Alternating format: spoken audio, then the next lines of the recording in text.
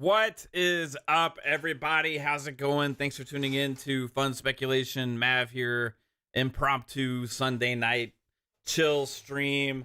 Just kind of felt like hanging out with you guys in the chat. Keighley's doing this Q&A right now, so I kind of wanted to watch it and see what he has to say, kind of react to some of the stuff he's got to say with you guys. Also, you know, we got a big week ahead this next week. We got the Game Awards coming up. We have a GTA 6 trailer that's going to drop. Halo's getting more content with Firefight dropping as well. So there's just lots of stuff going on in the gaming space, and we're going to be co-streaming the Game Awards here next week on this channel. We're going to have lots of people from the Fun Speculation family. We're going to have some guests as well.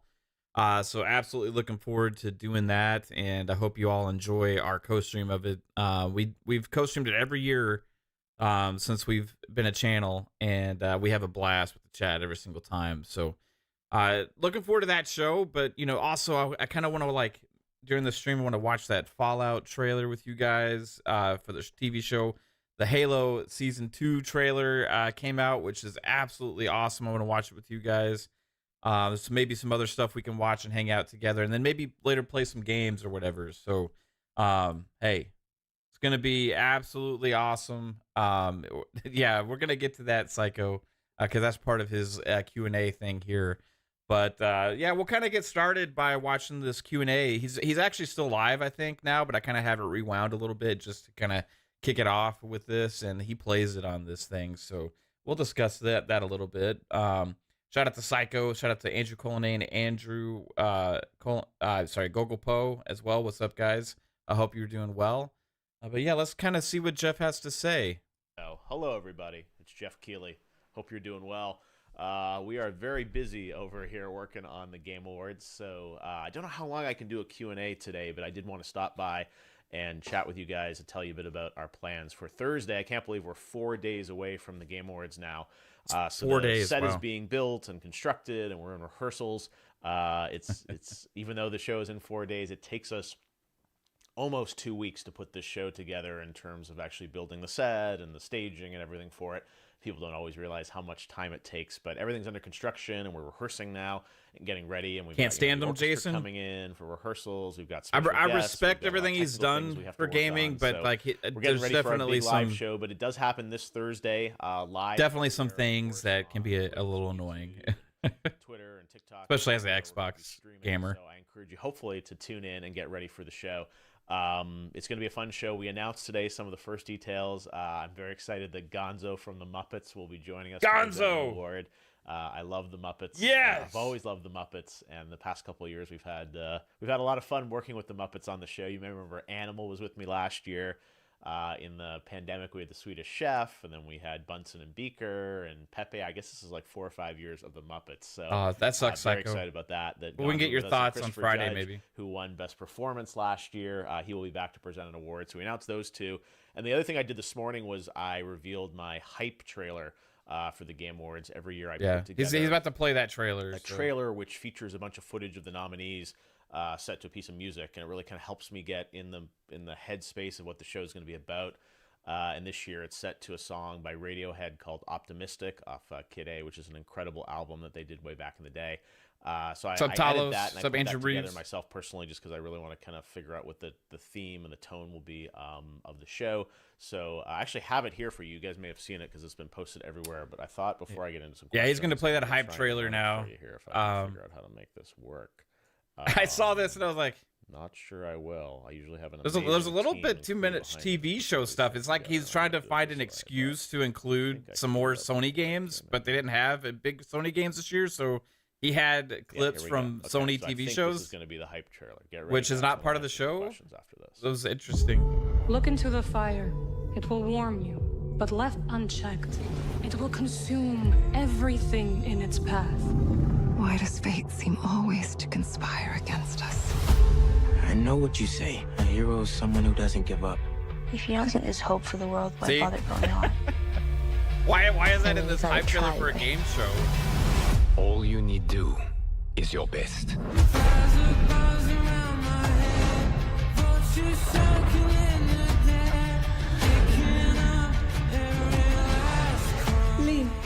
You are our final hope.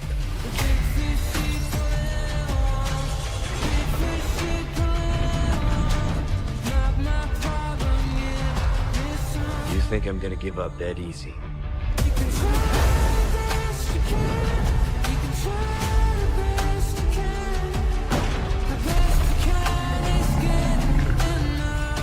But I must keep trying.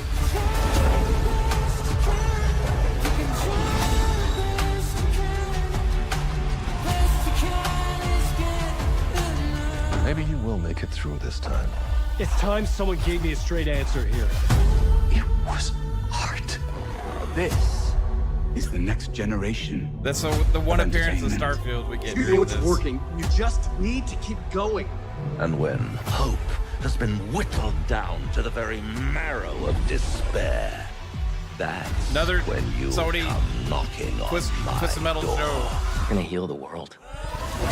Can you join me in the fact-based universe just once? I see a man. I sense a beast. Do you yield? Looming doom is an issue, but why not enjoy the benefits while we can? Very smooth. You don't know what you took from me. Get it off of him! People can change, right? You put my family in the horror story. This is the greatest plan ever. I can't do this without you. Without me, you would have no victory. Now who's gonna stop me? You know the truth. Trust in me. It's time to find out who we are, once and for all. It's you. You're the one who's been guiding us? Okay, I want to stop there so we can just talk about that trailer. Like, okay, so you saw like how much Spider-Man, they even threw the Last of Us TV show in there twice. You had Twisted Metal show. You had other PlayStation exclusives like Final Fantasy 16 a couple times, stuff like that. Saw Hi-Fi Rush twice and Starfield once, but plenty of Diablo 4, right? So just interesting watching it. Like, you can really, like, again, something that he puts together himself. You can kind of tell where the leanings are. You know what I mean? Like, just an insane discrepancy there for platforms and stuff. But, you know, it is what it is. That's kind of what we've come to expect from Keighley, right? Sup, Lemon? How's it going? Darren Hauser, what's up? Black Knight, how's it going? Arthur One, what's up? Jason B, how's it going? What's up, Jasper? The shows come from the best adaptation category. Is that a category this year? I forget. Okay, fair enough. I completely forgot about that being a category. Did they include that category, like, and have that just for the sake of giving PlayStation more awards? We'll see. It'll be interesting next year because Xbox has Fallout show and the Halo show, so we'll see if they have that category again next year or not. Sub J Gaming, how's it going? A GTA 6 will get more views. Oh yeah, GTA 6 trailer is going to be the most watched game trailer ever.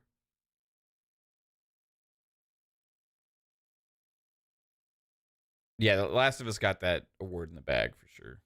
All right, let's see what Jeff has to say. Some Q&A here. All right, so that was the hype trailer for Game Awards, which is coming up this Thursday, 4 days away. I can't believe it.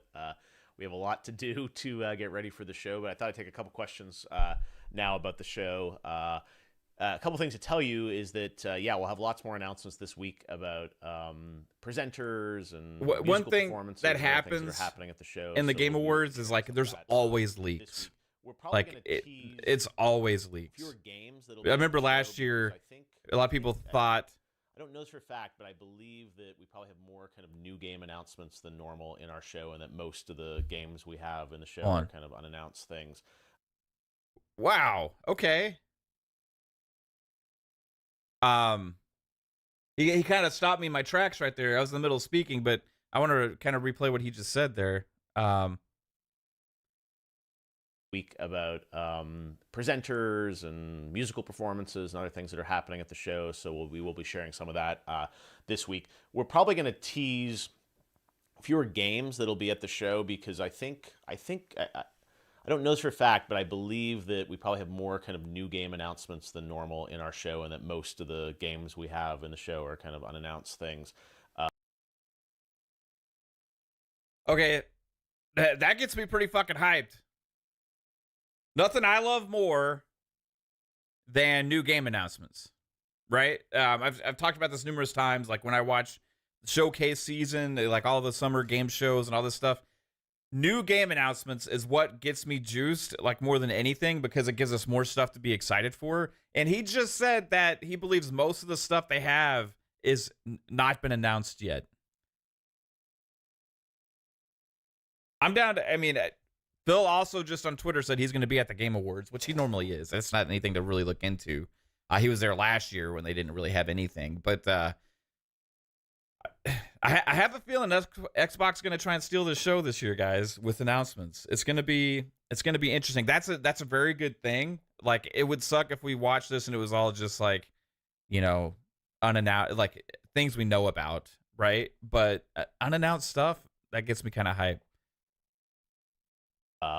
There obviously are existing games that we will show more on, but yeah, there's a lot of stuff that we just won't tease or talk about in advance of the show, so you just have to sort of tune in on Thursday, which I'm excited about. I think hopefully there'll be some stuff that will surprise you. You always cross your fingers that, you know, not going to make any crazy leaks or anything leading into Thursday. But yeah, I think we're going to have a lot of great stuff to share with you in the show. So a lot of the game stuff will be under wraps until we have the live show, but we will share a little bit more on some presenters and music and things like that in the coming days. And it's going to be here before you know it, right? 4 days out, and our team is very excited. There's just a lot to do and a lot to figure out in the next couple of days. All right, so let's go to some questions. If you guys want to drop them, I'm on the Twitch chat in terms of being able to kind of share stuff. So let's do this. I was featured chat and see. I was just watching Web Dave Psycho, and he has Web Dave and Rainï$ on their podcast, and they have Dirt and Sean on, and I don't know if they're still live right now, because when I was watching about 45 minutes ago or so, and at the time, like Rainï$ made a good point. He had said like they take out the words world premiere just in time because Xbox probably has a lot of stuff. That would be interesting if they did it knowing that ahead of time. Like, their show just ended right on RSJ. I can tell you about our plans for the show. Why is that not showing up? Just watching Jeff try and run OBS is humorous.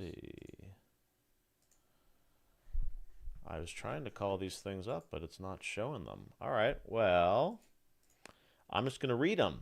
How about that? And they're actual questions. You guys hopefully will believe it. Let's see. Okay, so let's start. First question he makes up. Will Imagine Dragons perform Children of the Sky from Starfield? No, they will not be performing that. We love the Imagine Dragons guys, and they've done the show twice before, but that's not one of the performances we are doing this year. Cool song. But yeah, just not a track that's we don't want to bring too much attention to Starfield this year at the Game Awards, so no, that we're not going to have a bunch Dragons there. Be a TGA sale on PSN and Xbox Live like in previous years, asks Shay on 26. There will. That'll be coming up this week. I think probably Thursday you'll get details on that. But yeah, same thing on Steam and the console platforms. You'll be able to get some discounts on games, I believe. We're not really involved in the discounts, but we know the sales are happening. So hopefully there's some good discounts. It's been an amazing year. Ali wants to know, will more presenters be announced this week? Yes, we'll definitely be announcing more this week. And of course, we'll save some surprises for you as well.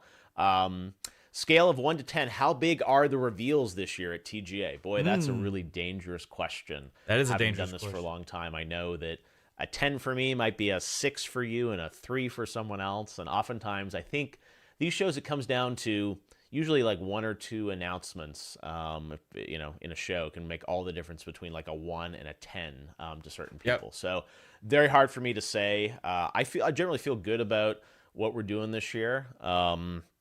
I think we got a lot of cool stuff. We've got a lot of new games, new teams, new worlds you're going to see. This year, Game of the Year is 6 established franchises, and they're awesome games, really good, but they're kind of sequels or new worlds and new teams.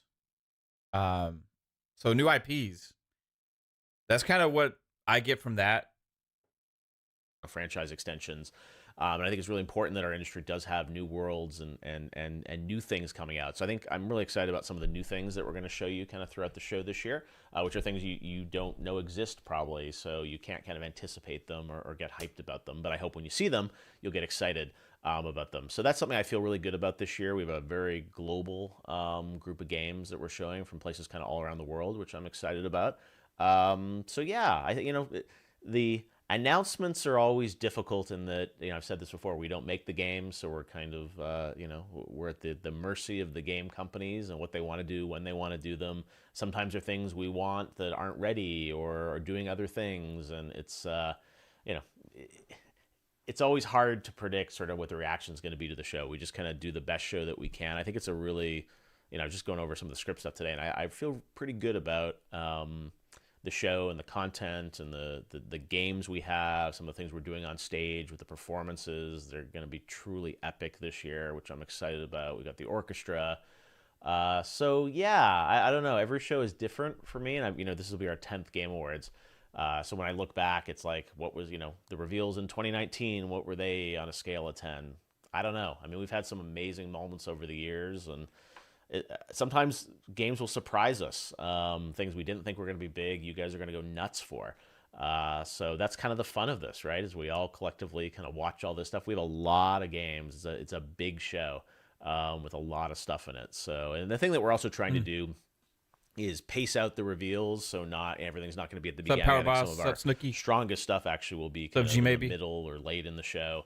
And I think hopefully there'll be sort of a good sense of pacing, and that we've got some really cool things that we're saving towards the end of the show as well to share with you. So yeah, who knows? And I work on that with our team, and we don't always get it right. So things are still changing and moving around in the show even today and tomorrow. So I don't know. So I'm not trying to cop out of the question. I can't give you a number because my number is he's basically saying Xbox is going to have shit tons of new game announcements, and I don't know if y'all are going to be excited for that. To his chat and his audience. I will, Jeff, if that's the case, right? I don't like, it seems like he's getting at like there's going to be lots of new stuff, right? So we talk about new IPs and new worlds and stuff, like, I mean, and that's not really Nintendo style. Nintendo still has tons of the same repeat stuff they always do.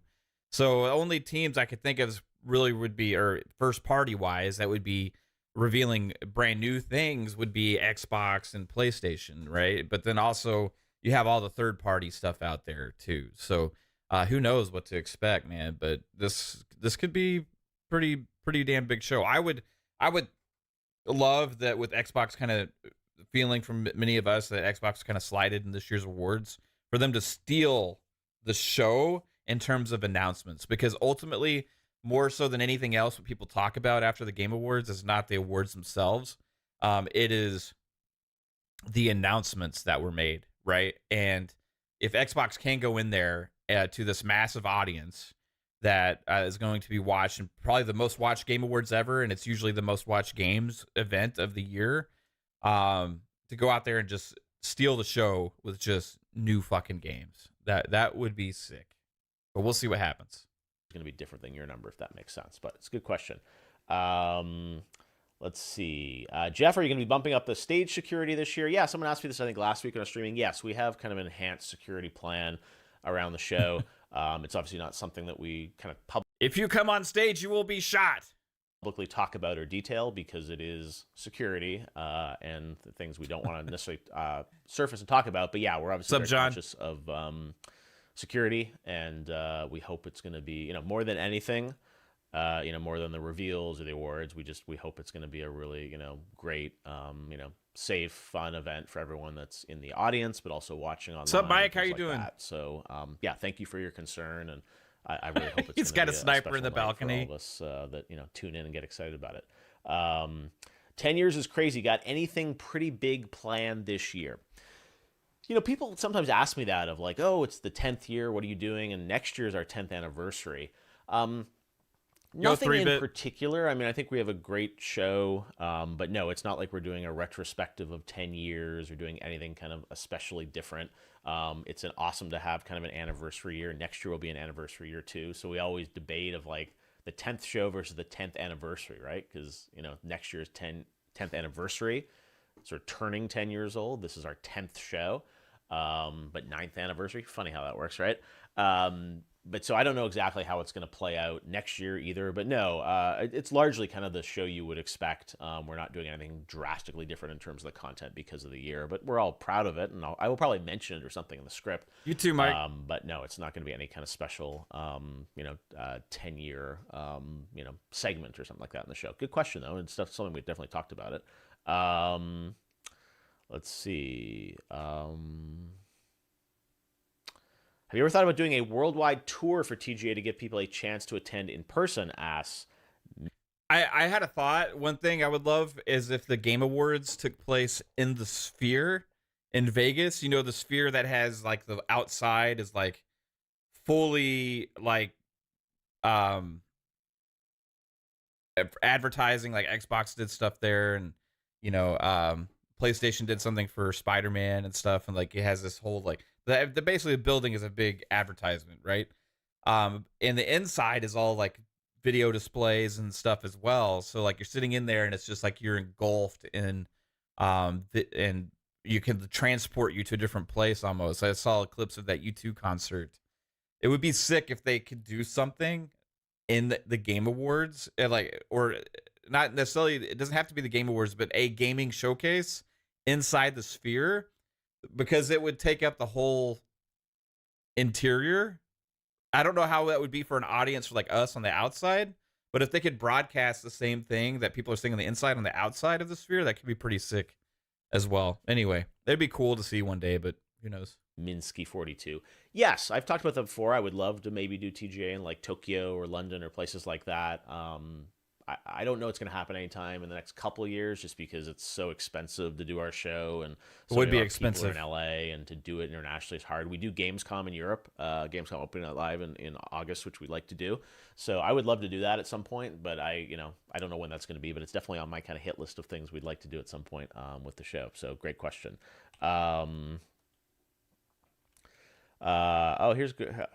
Here's a nice question from K4P. We have a question in the chat ourselves, actually. What's the Halo news tomorrow? Any insight? I think it's just going to be a trailer for the firefight mode that's coming. I think it's launching on the 5th. So I think we're just going to get a trailer for all that content and stuff. PPA. The trailer was a masterpiece. Jeff, can you talk a bit about the process to make it and the process to select the scenes from the games? Well, sure, I can talk a bit about it. For me, those trailers, they're very personal, and even though my team probably doesn't want me working on them, I love making them, and it's kind of part of what I do is my sort of journey to the show. I started making those back in 2015. A little the bit, second show, Jeff, I started editing a trailer. Yeah. If you remember the piece in 2015, I think Aaron Paul narrated it from Breaking Bad, and that was something. Actually, I did one in 2014. Straight every year I've done something. Sometimes they used to air in the show, and now we release them kind of ahead of the show. But yeah, I guess I've always done it as part of Game Awards, so it's kind of been a tradition for me. So it usually starts with the song, thinking of kind of what the song and the theme, and I listen to a lot of music. I go to a lot of live shows and concerts, so I want to say probably in August or September, I kind of zeroed in on potentially doing something with Radiohead. I have a playlist on Spotify of kind of songs I'm thinking about and themes.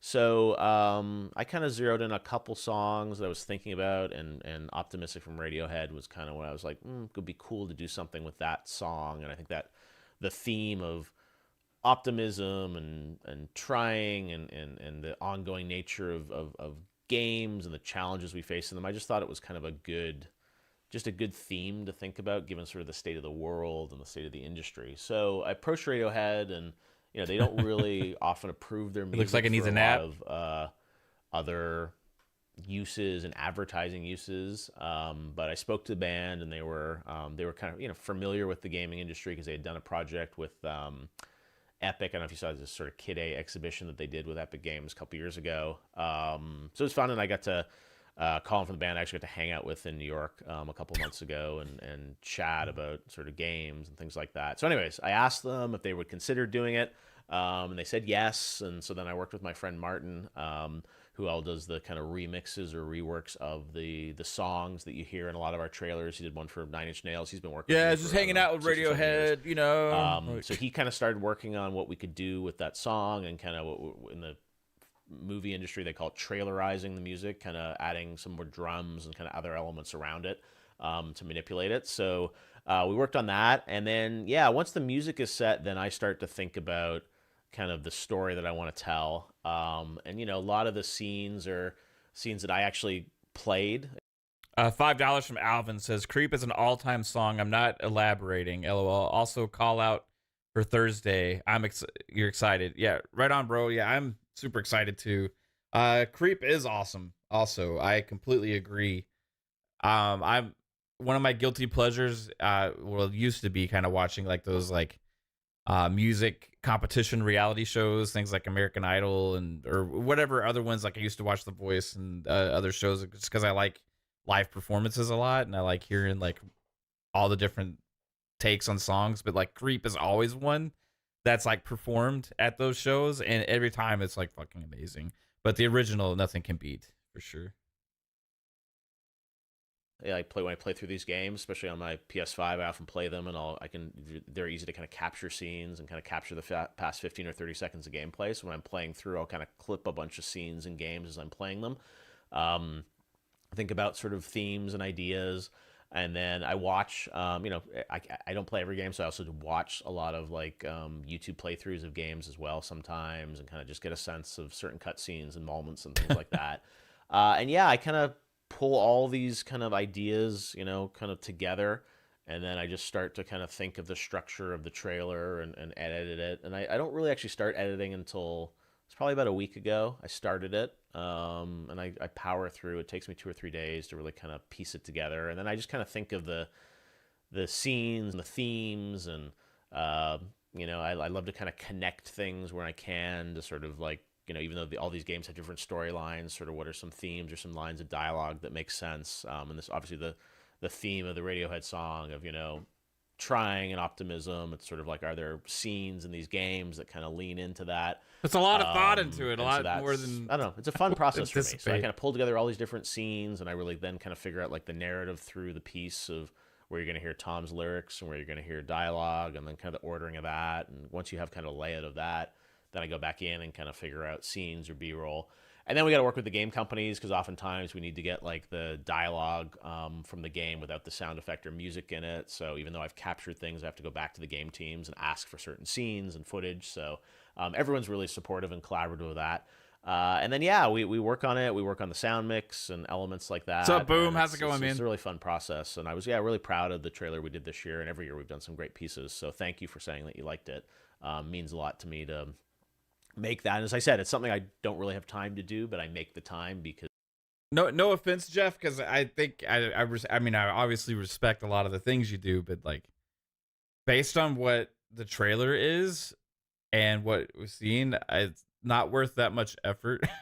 I'm just being honest. I've seen lots of people in our community and YouTubers make better trailers for things. But it's cool. If you want to put that much work and thought into it, no harm, no foul, I guess, right?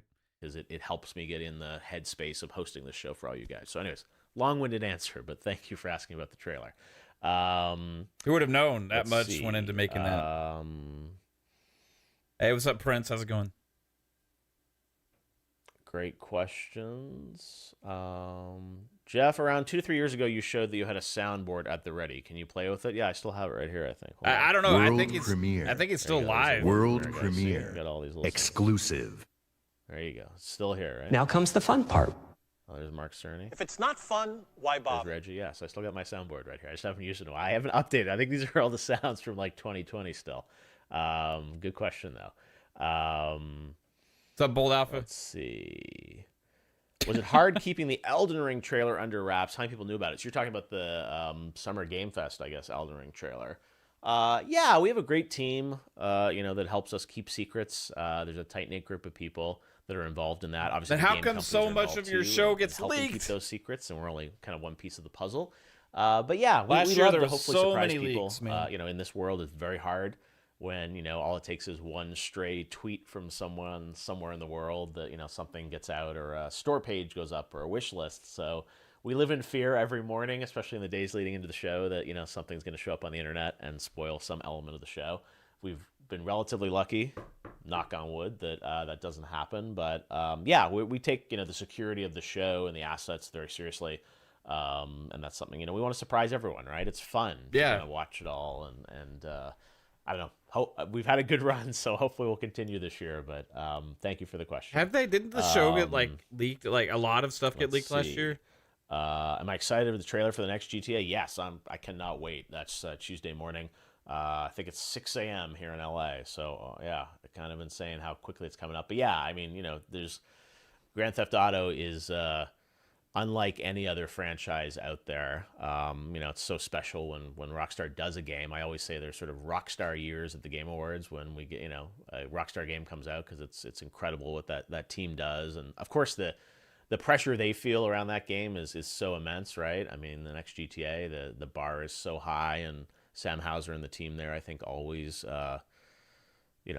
push the medium forward. So I can't wait to sort of see. I mean, obviously there's been lots of stuff on the internet over the years, and the unfortunate leak, I don't know, was a year ago or something, of some stuff. So yeah, I mean, I think everyone's curious, like, what is it going to be? And I think about, just we were talking about the trailer, I'm like, what's the song going to be, and what's the tone of it, and things like that. How long is it going to be? So I hope we get a good size trailer. I mean, it's a great week for games. I mean, that's hitting. There's all the Fortnite stuff that's dropping. You probably saw that with like Lego Fortnite and the racing game and the music game, Game Awards. And, I don't know why it ended up this way, that everything's kind of all happening this week around Game Awards. And I think it's awesome that there's so much stuff happening.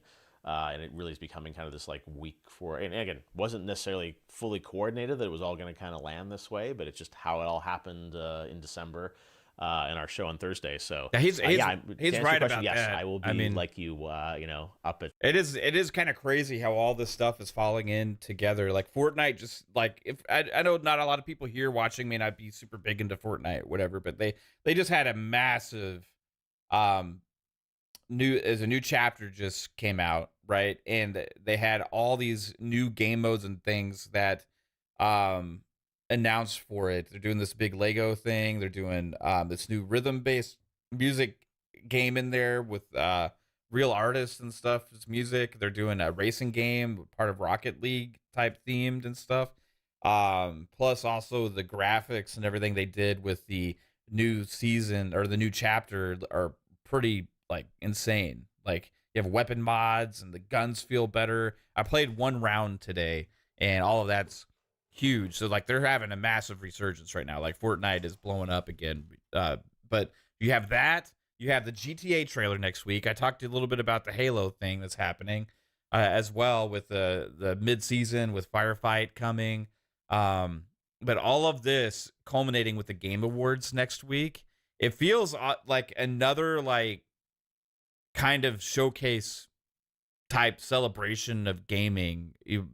Culminating with the Game Awards, just all together here. And as big as 2023 was, it's like, it just shows it's not over yet. Like this year is big. And you had those movie trailers announced too. Yeah. Not the movie trailers, the TV show trailers just hit too, that everybody's really happy about.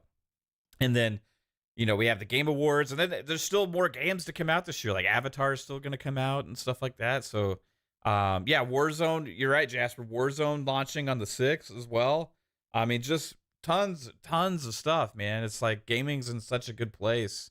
And it's cool to have a show that we now know, according to Keighley, probably has more new game announcements than they've had in the past. And most of the stuff that they have to show, he said, is new things. And he brought up the fact that a lot of it is new IP, which is pretty freaking awesome too. At 6 a.m. on Tuesday, watch it, and I encourage all you guys to watch it too.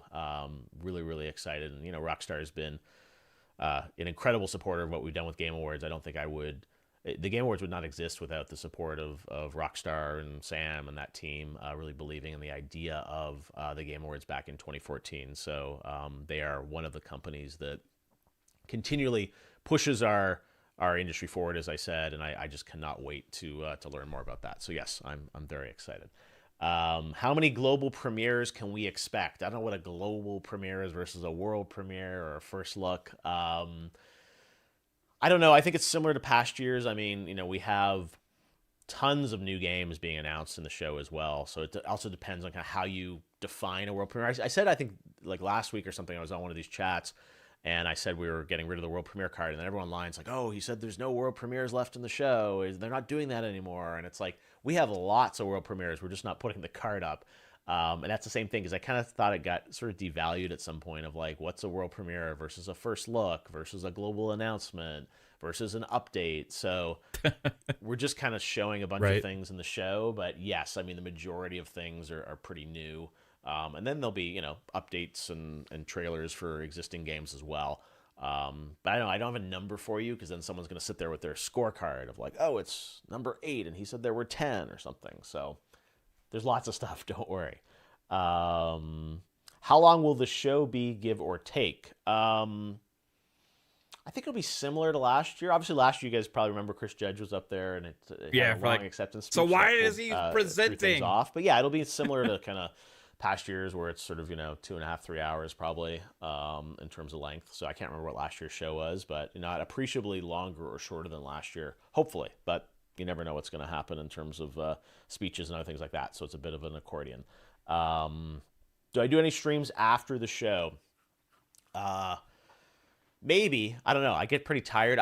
Twitch is doing a post show after the show that we'll stream, and I think I'll be popping on that at some point. I may do a Chris stream Judge is going to be a presenter. He's already announced. It's an emotional journey doing these shows, so we'll see how I'm feeling, what's going on. But I will definitely. I don't know if I'll do any this week either, because we're going to be pretty busy with rehearsals. But tonight I was like, got a few minutes, so let me pop on by, which was good.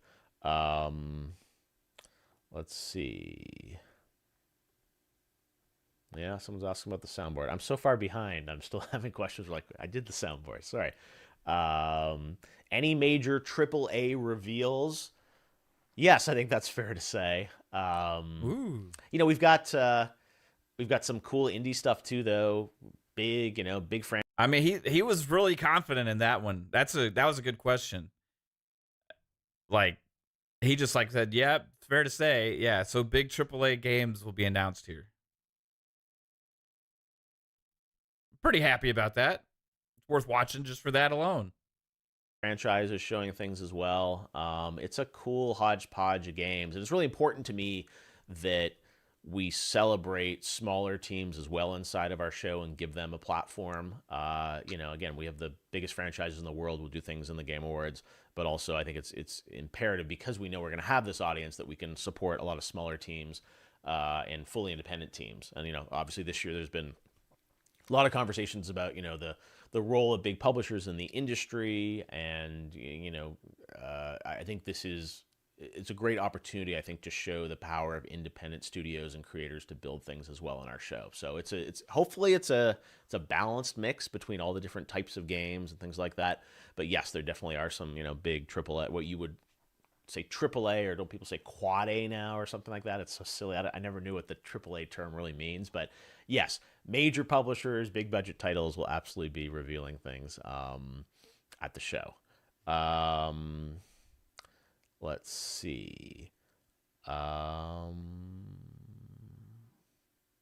I mean, if you can tell us what game is leading the... For real, like, as you say, am I jealous of Jeff? Like, in what sense? If you're talking about, like, connections to gaming, I don't think there's many people that love the gaming industry and love video games who wouldn't say that they wouldn't love to be in his shoes. You know what I mean? Like, and you say, like, his attachment to the gaming space.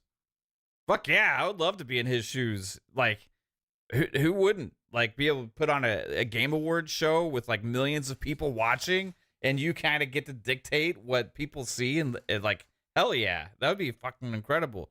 But I don't know what his life is like. So I'm super happy, and I have a great life. So in that sense, I'm not jealous of anybody because, like, life is what it is. And, I think I'm a very content person, but like, fuck yeah, I would like to be in his shoes. Who would be my Kojima? Todd Howard. Todd Howard, for sure. The votes for Game of the Year. No, I don't know that, actually. The voting goes on through Wednesday at 6 p.m. The fan voting does. So that's when things close and when things sort of officially get settled. We don't really reveal the voting. We had done that last year in the Player's Voice category. Remember we had like these bar charts that sort of and it just created so much kind of like drama and tension online that we said this year we're just not going to do that. We're just going to let people vote. So tomorrow's Monday, right? Yeah, my days are screwed up. But tomorrow we're going to announce the 5 final nominees for Player's Voice, and then you guys will get to pick that winner, and that'll go on through Wednesday night. So that category, you'll find out the 5 nominees tomorrow morning. Good question. I'm still like wrapping my head around the whole like is the winner for Game of the Year already decided? New game reveals. So, yes, no, like, not fully. Awesome. We have a jury, as you guys probably know, of 120 plus global media outlets that vote on the nominees and winners, and their ballots have been cast for that, and that's 90% of the vote. So that's been done, but the public vote, which is the other 10%, which you guys are participating in, hopefully on our website. As I said, that goes on through Wednesday at 6 p.m. Pacific. And, depending on sort of the races, that can have an impact on the winner, especially, obviously in close races, that fan vote can really matter. And the Player's Voice Award is 100% fan voted. So those are ones we won't know until Wednesday in terms of how things really settle. So, yeah, that's sort of the process and how it goes. And then Wednesday night things get finalized, and then Thursday's a live show.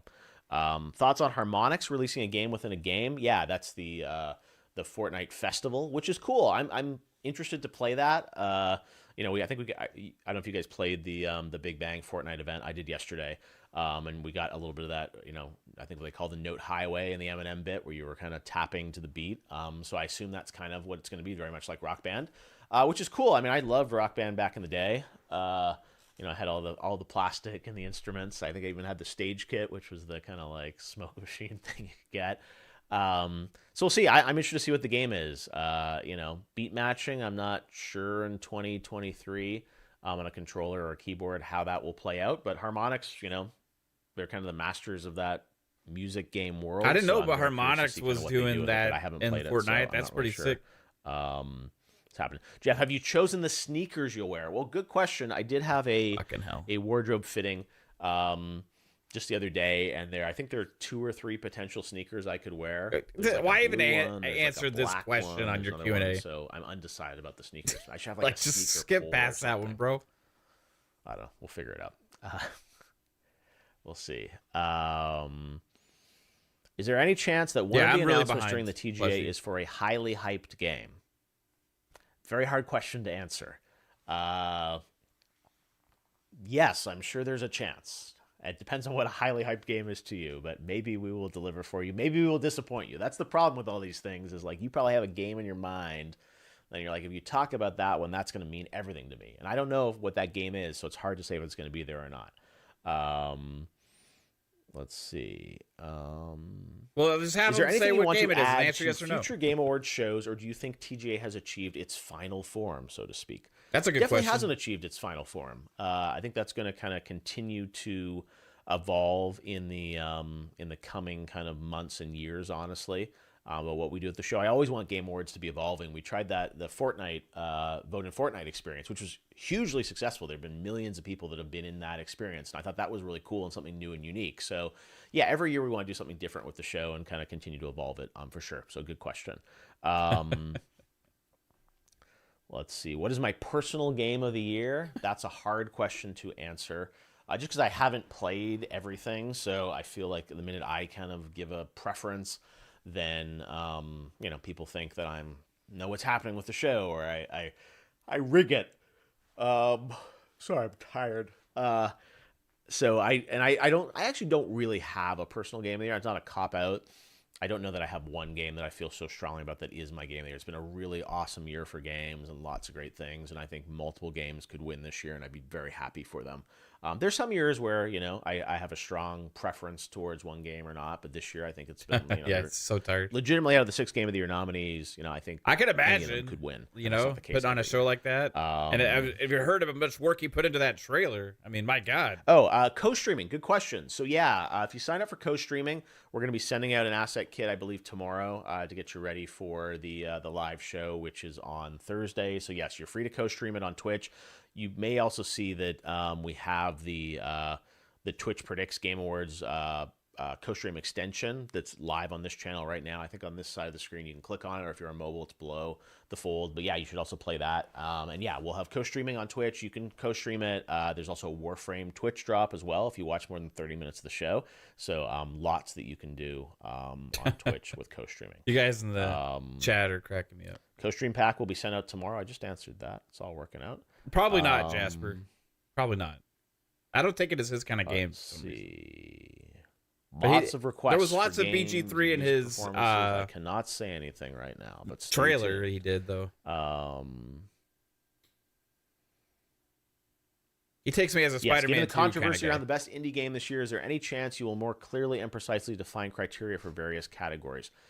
Yeah, I mean, there was a bunch of conversation last week, I think after the stream, that I sort of talked about, you know, what the definition of an indie game is or not. And yeah, I think it's absolutely something we will look at moving forward, of sort of what the definition is of that. I think the thing is, the discourse is that it's not a black and white situation of sort of how you define an independent game. And again, people are like, that's a cop-out. It's like, you know, the question is... You need to be more specific in all your categories and have more... They're often independent studios that have other financing sources. So if you have a venture capital firm, for instance, like backing your indie game, is that truly independent? If you have, you know... a Chinese publisher like a Tencent or NetEase involved, is that independent? So yeah, I think it's a discussion to absolutely have, and we will evolve our thinking on that. So it's not to say it will always be that way. And I think it's also, you know, getting the jury and the judges and everyone kind of to talk about what the definition would be for that. So yes, I think it's definitely something that we will, you know, continue to evaluate and look at moving forward. And as I said, it's a challenging thing, because even in like the best independent category this year, there are a few games that you know, are questionable about sort of like the definition of sort of, is it, you know, is it truly independent in the sense of, you know, independence of like a lone questions in several or categories, team, not just bootstrapping indie. a game and shipping it. Really, I mean, everybody keeps making a big deal about the indie category, but for me, that's like the lowest of the concerns with the categories. Like, there was just outright games that should have been in certain categories and other games that just flatly didn't belong. And it's more about the games that end up showing up in a lot of those. I feel like they need a lot of work, not just the indie thing that people keep bringing up. That one aspect's been getting way too much conversation over the entirety of all those other categories and the kinds of games that showed up in those. Someone that has an external source of financing, whether that's a big publisher, a small publisher, a just, you know, a loan that they get from someone. So again, we're not going to solve it in the next couple of days, but yes, it's absolutely something that we're going to think about moving forward of that definition. And I think everyone would agree the definition of independent is challenging to really define. I'm curious if you guys want to put in chat of like how you would define it. But again, I think there's different points of view on that. I totally get the feedback around sort of the Dave the Diver game. And that, you know, is that independent or not? So yeah, I think it's something that absolutely, like, we are going to continue to think about moving forward. Let's see. Any Japanese studios with reveals? Yes. Kojima. Have I chosen my sneakers? I answered that. We're not doing the shows in IMAX this year, unfortunately. That program kind of ended, but it was really cool, and I'd love to do it again in a future year. Am I excited for the next Nintendo console? Sure. I'm very excited. I don't know much about it, but I'm, you know, excited to say anything Nintendo does is fantastic. I mean, it's got, you know, they got 2 Game of the Year nominees this year. I think they are the only first party or any company that has 2 Game of the Year nominees. So yeah, you cannot mess with Nintendo. And I'm very excited to learn what they've got. Do I ever think about retirement? Sure, yes, I do. Not going to retire before Thursday, but stay tuned. Thank you for thinking of me. You think I should retire? Is that a good thing or a bad thing? I'm not sure. It's the 10th anniversary. What are you feeling on it? Well, I'm feeling really lucky and honored that we get to do this show, and that you watch it and support us. And watch if like Jeff ever decides to hang it up, how does this show live on? Incredibly lucky. I feel a sense of obligation to the game industry to do a good show for everyone, and for us, we're so honored that all these developers spend so much time sell the putting rights together these to trailers the Game and Awards, working on their games to show up at the Game Awards, and we just want to do right by the people that are a part of the show.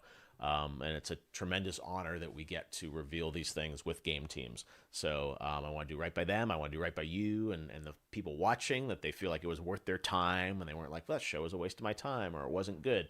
So, every year is different, and I never quite know what the reaction is going to be. Maybe people will love the show. Maybe people won't.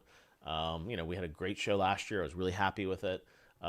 This year, hard to say, right? I mean, it may be great. And part of it's also just like the moments in the show, the speeches and the reactions to things. Those are things you can't predict or engineer, really. So it's just kind of in the live moment. It's either going to feel great. It'd have to be like a network, network, or someone's going to surprise us in a good way. That doesn't own a gaming gaming that game was going to be big, but it's going to pop off on the internet. That's what makes the magic of this live show, and I really think what separates it from a lot of these video events is that there's a live audience there. Everyone's watching. It's this community that's all together to celebrate games, and we come from very different, diverse backgrounds, and that's what's cool about this show, is that everyone's watching it together. So we'll just do the best show we can, and hopefully people like it. Let's see. Yeah, that's probably what would happen, Jasper. Just because I assume he has a company that puts it on, so maybe he just promotes someone to take his place. With? Yeah, I don't know. Who should we collaborate with? You tell me. Gonzo's going to be at the Game Awards. Yes, he will. Let's see. I'm new to the Game Awards. How do you vote? If you want to vote, you can go to thegameawards.com. You can vote in our Discord server. But yeah, voting is open through Wednesday, December 6th at 6 p.m. Pacific. So you still got some time to go vote. Jaffe? Yeah, Lethal Company has been amazing to see the success of that. What's cool about our show is that games in the future can also be nominated. It's not like it's missed the.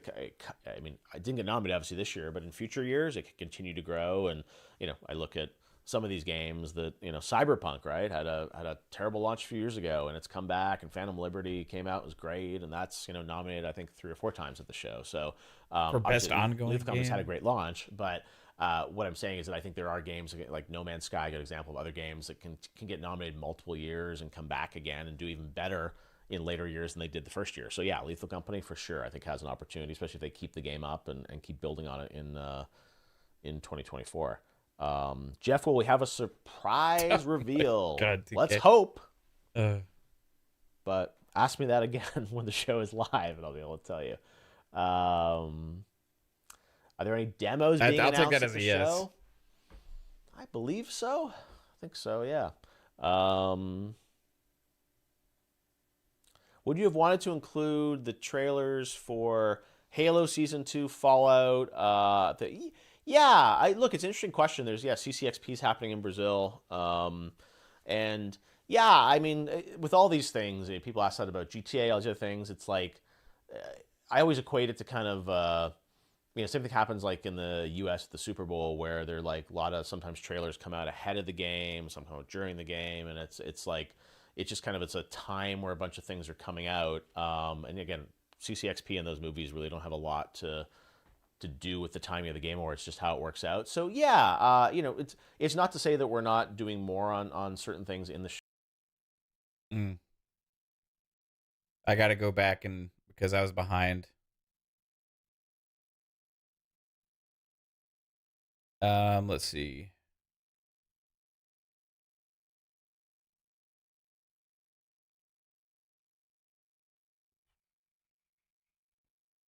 Does he not have it listed? We might be done. Because I don't see it listed on his playlist. as a upload. I think we got enough of that, right?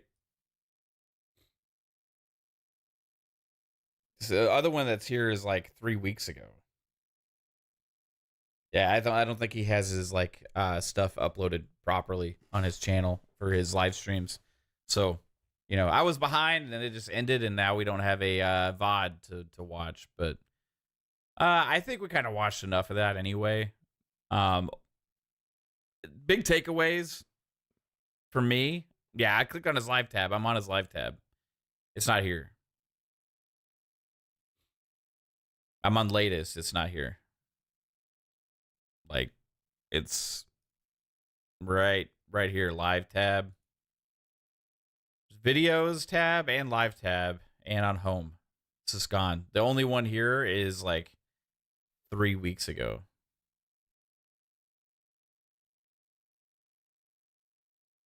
So, is what it is. All right, yeah, so big takeaways. Mostly new games, new IP, new worlds. Go to YouTube history. Like for his stream.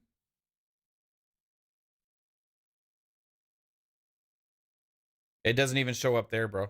It's like gone. Yeah.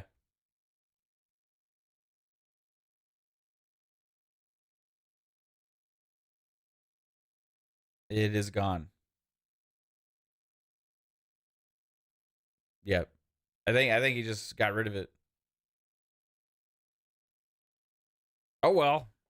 It never existed. What were we watching? What were we watching? It's okay. Like, I mean, we got, I think, the good stuff out of that, right? Like, he new game announcements, big AAA game will be revealed, at least one, right? No, I clicked that, Jasper, and the video is not there. Like, it's gone out of my history even. Like, if I go to history, it shows the last thing I watched was Web Dave. Like, his thing is gone. It was Web Dave and then Fonz. Those are the last two things I watched in my YouTube history, it says. So, oh well. But yeah, I mean, we got the most important things, right? We got that he seems like, one thing, he seems like he's open to changing and modifying the categories to look at being more specific. Also, I didn't get DMCA'd. Like, it's just gone. No, I wasn't live. I think he ended it, and then he just didn't. It doesn't have it uploaded or whatever. Member for 4 months, Spartan 661 says, Mav, I'm so glad you stopped the nonsense of Jeff. So he's looking at maybe changing some of the categories in the future. One thing, run length is about the same as last year. He said Christopher Judge extended the length of that, but then they chose Christopher Judge to present again this year, so that's interesting. New game announcements, new IP, new worlds, big games, and there's exciting things I think are going to be shown at this Game Awards. That's my biggest takeaways from this, right? He didn't really shy away from the new game announcements thing, which was cool, right? And when somebody asked about a AAA like big game reveal, he was like, safe to say, right? So those are all pretty awesome. Missed the part where he said Jim Ryan's white t-shirt is making an appearance. Right on. Jeff's probably still talking, doesn't realize the stream ended. But yeah, good stuff there from Keighley's Q&A. He was kind of talking about where it ended the Halo TV show and the Fallout TV show, and would it be cool to have those kind of trailers there? And he talked about, you know, there's another event where a lot of that stuff came out, and it just, happens to kind of fall in line right around the same time. But like one thing I wanted to do is like watch those trailers with you guys and see if we can't like get in the hype mode, because I think they're both amazing. And you know, as Sony's had a couple of shows actually come out this past year with some of their gaming IP, but I think Xbox is gonna own that space next year when it comes to big gaming TV shows, right? I don't know when Last of Us Season 2 is coming out, so that'll probably be a pretty big thing as well. But yeah, ultimately good stuff from these trailers. I'm gonna blow this up to the bigger screen here, so we can actually watch it. All right, here we go.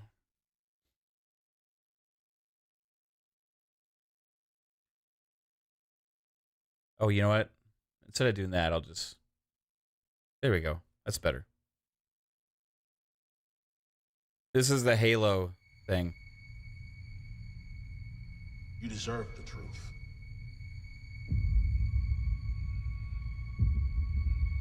The enemy is at our gates. Automatically, this is like you can see Reach getting glassed. Any Marine who makes this stand with us, this is insane. Will not survive the day. For every moment that we hold the enemy at bay,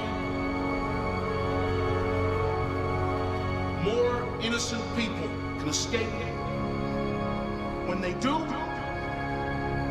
they will go forth and tell the story that you write today. You will be remembered.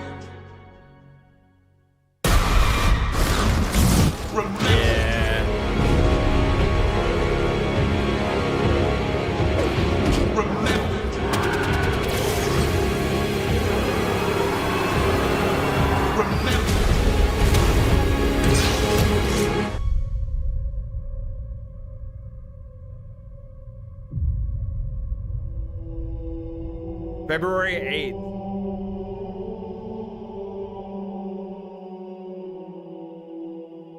What do you guys think of that? I think that already you see like this kind of, I'm going to say a change of direction in the show a little bit.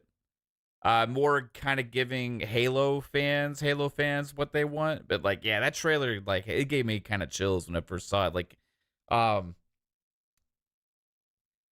some people are like, oh, he just keep his helmet on and all this kind of stuff. Yeah, I get it. But the scenes with the Elite right there, is that the Arbiter maybe even? That would be insane, right? But the scenes with the, well, actually, the Arbiter doesn't come till later, but, you know, this is a different canon and a different timeline, so who knows exactly. But the scenes with the Elite and all that kind of stuff, and seeing the planet's glass, you actually see the Halo ring, all these different things going on,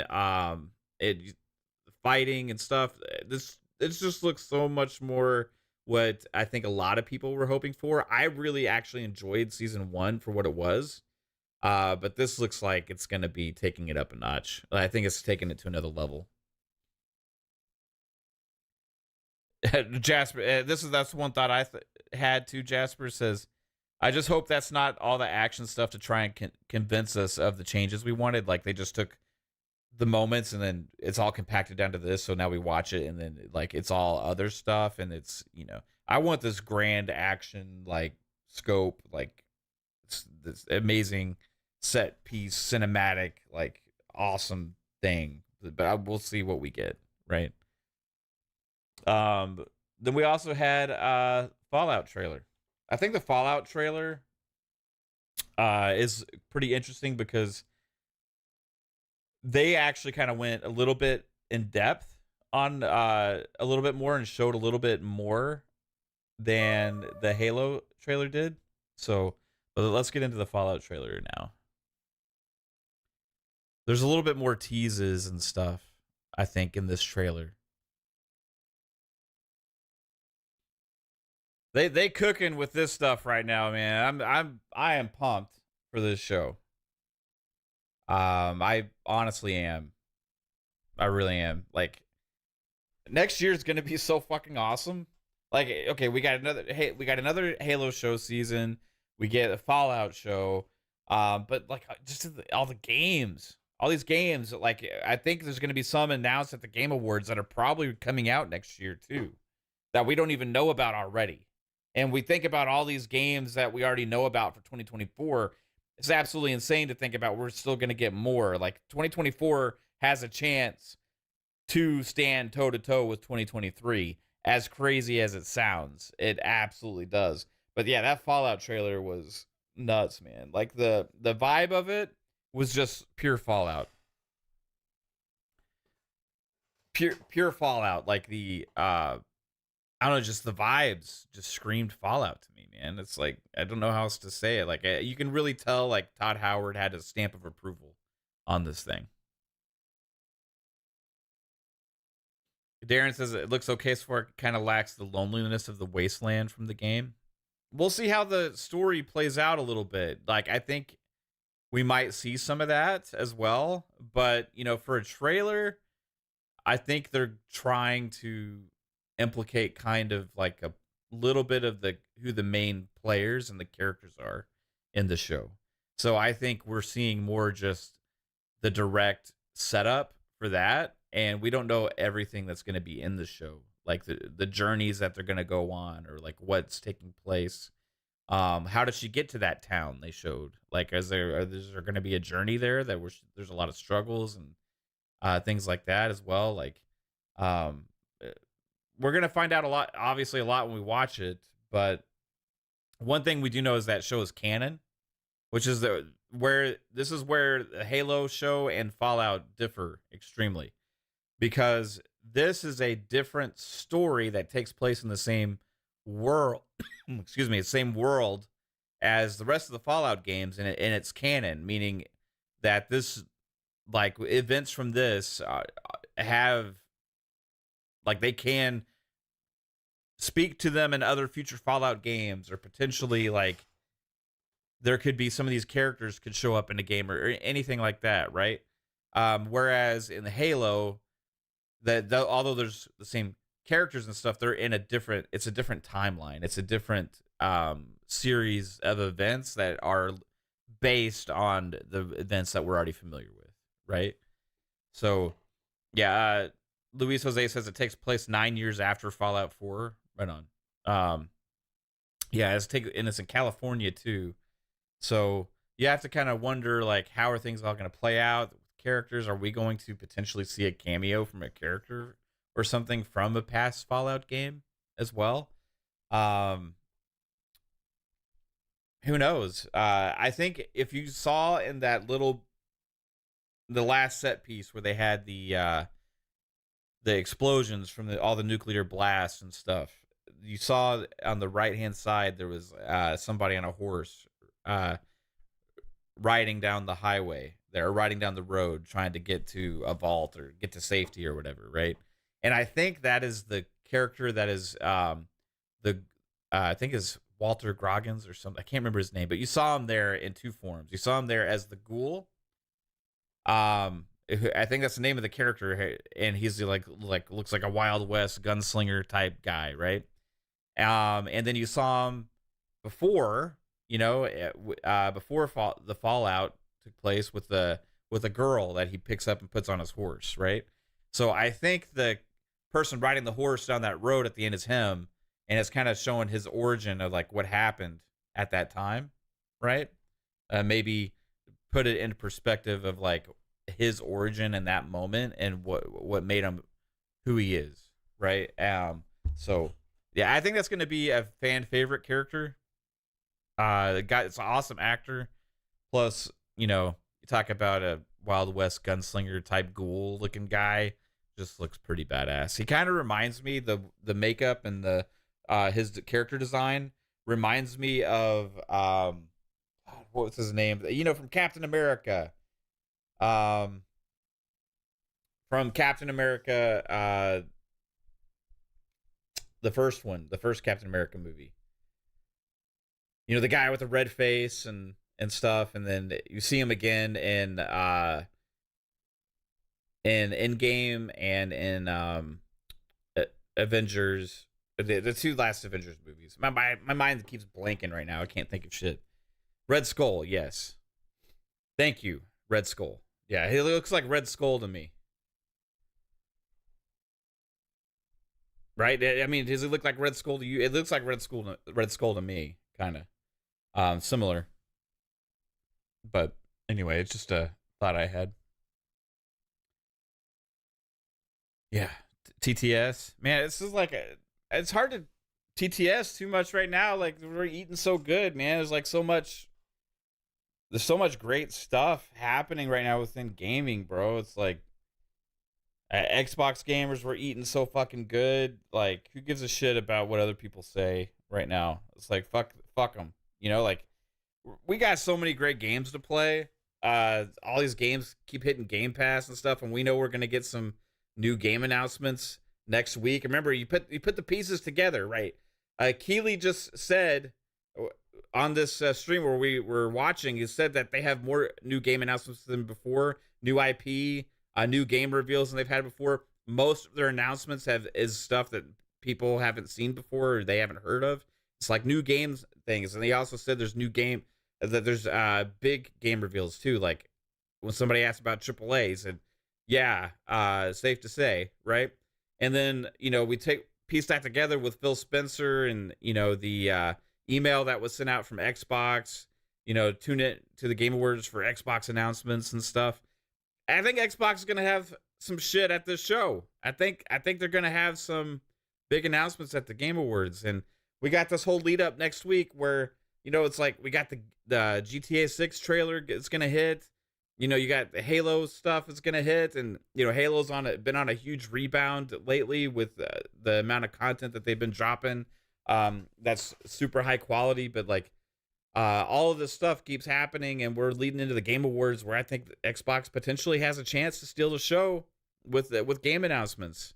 We'll see how much they bring. I don't know, but it seems like it's going to be a big show, and I know that a lot of people, due to like certain biases that are out there, and due to like, not liking Keighley himself and all these different things, like choose not to watch or whatever.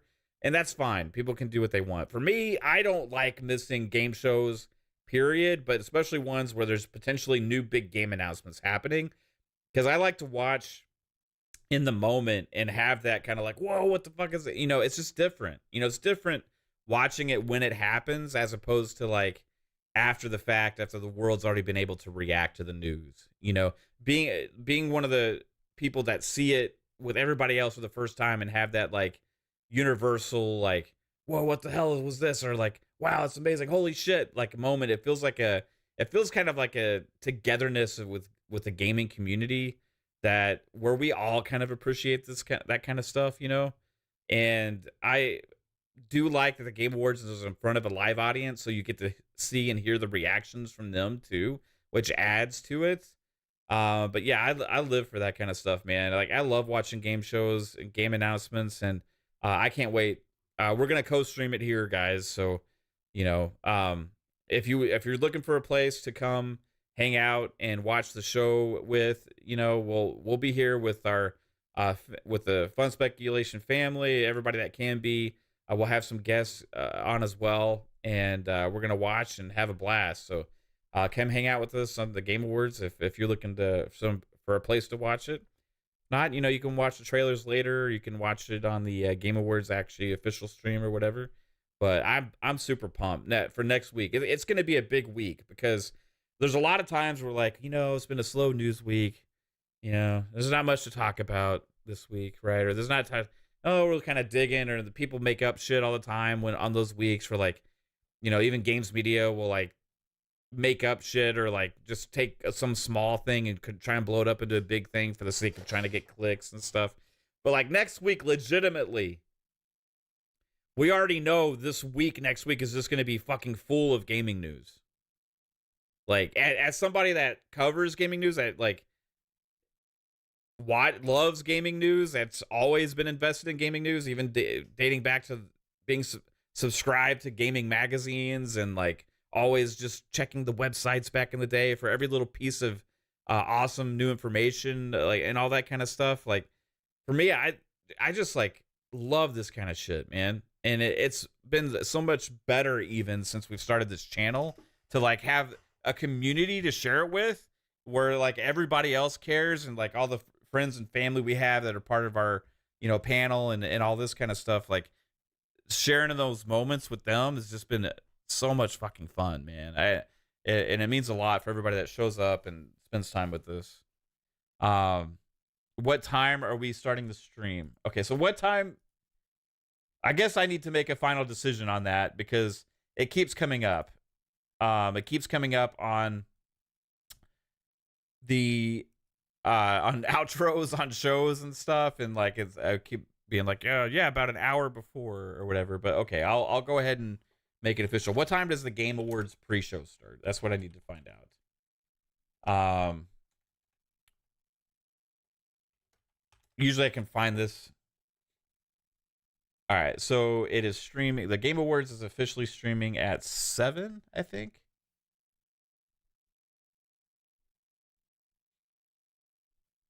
Okay. About.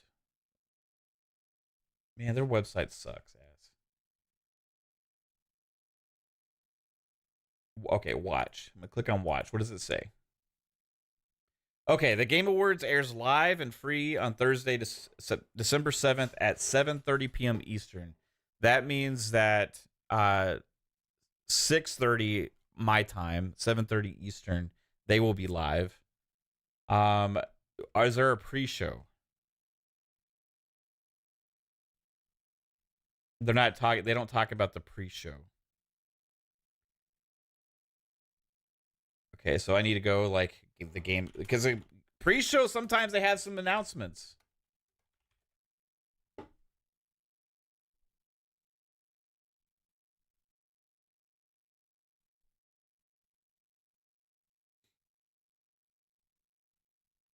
I'm trying to find out. Does anybody know if there's a pre-show this year?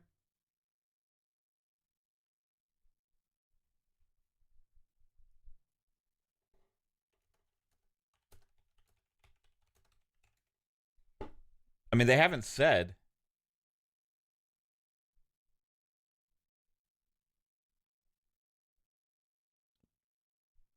I know the show starts at 7:30 Eastern. He has the go live time on YouTube set at 7:15 Eastern. Is there a separate thing for a pre-show? Usually they have a pre-show that's like a decent amount of time before that. You know, is there just maybe not doing it this year? I don't know.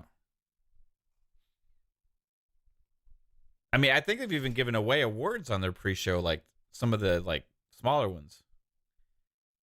What's the name of the lady that he usually has there? Sydney something. But yeah, they have her, and she usually does some like little awards and has some little trailers and stuff like that. I know that Kyle Bossman's been involved in pre-shows there before as well. So it's like, if they have a long pre-show, I want to make sure we're live before that, but I don't know when it is because they haven't said anything about it. So that's kind of why I haven't put out a time yet. So, you know, I'll say, just to be safe, because I don't think the pre-show will be an hour, right?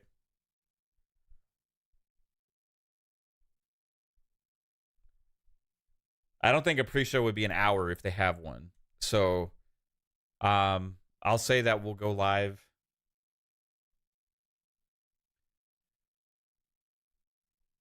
at, 6:30 Central.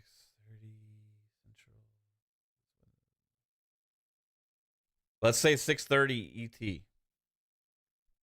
That's an hour before the official start time. 6:30 Eastern time. I think that's safe to say. If there's a change, I'll let everybody know. But right now, plan on us going live at 6:30 ET. Will Kyle Bossman do a pre-show? I don't know. He streams like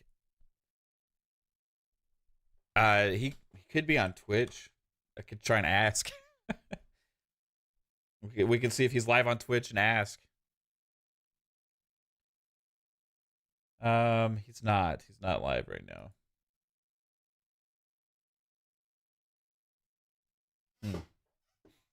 Yeah, so we'll set it. Yeah, we'll set a stream up for 6:30 p.m. Eastern Standard Time. I will go ahead and put it in here. I know we have a couple of guests coming as well. I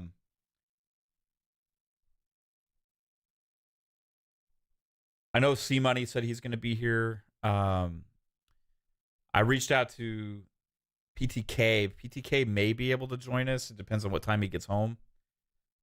But yeah. I'm still waiting 100% to see who all is going to join us. But I know Pong will be there. I think you'll be there, right, Jasper? Psycho said he can't make it. I think Fuzzy said he's probably going to hang out with us. Steel, I know Steel's going to hang out with us as well. So let's see. 3-Bit, I think 3-Bit said he's going to watch with us as well. I don't know what you're planning on, 3-Bit, but I think most of the Fun Speculation crew and fam will be here, right? Kate usually likes to watch these with us too, so she might be here. And yeah, Steel, and then probably C Money at least. But I don't know about some of the other guests, so we'll see.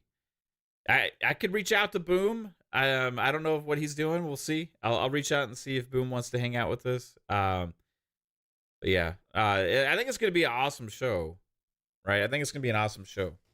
So we'll see who else is gonna be here, but we all have a blast. Like I'll tell you, even if there is no pre-show, when we go live before a show like this, we're like, oh, Bob, yeah, I'm wondering about Bob too. Game Pass Dad Bob, I don't know if you're able to make it also, man, but like there's a chance. I'm hoping he is. I'm hoping Bob will be able to be there. But I got to reach out to everybody. I don't know 100% everybody who will be there, because like the way we kind of work things on this channel is we have our group, right? And it's just everybody in our group, in our DM group and stuff, is welcome to come on to any of our shows, right? The only show we don't do that in is PM and the PM, because we usually it's just me and Pong, and then sometimes we'll have a guest, right? But like the other shows, the larger panels we have and stuff like that, it's just whoever can show up, will show up.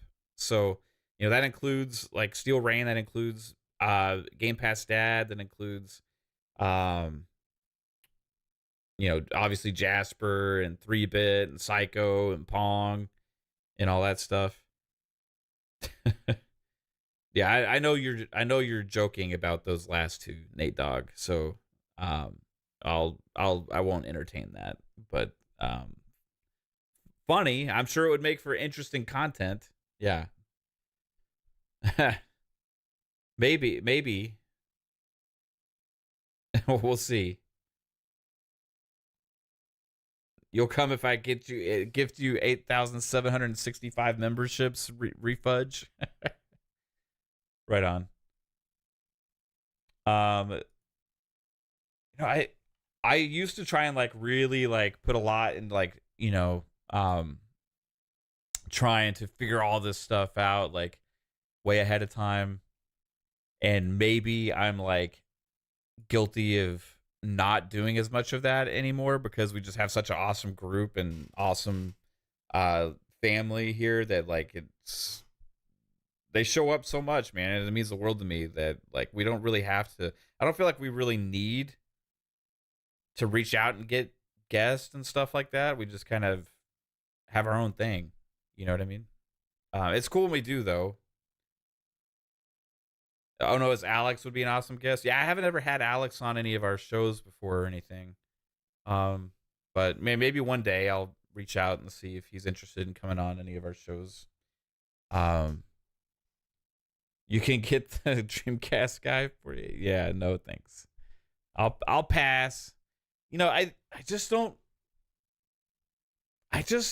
really like to have a lot of negative energy all the time, right?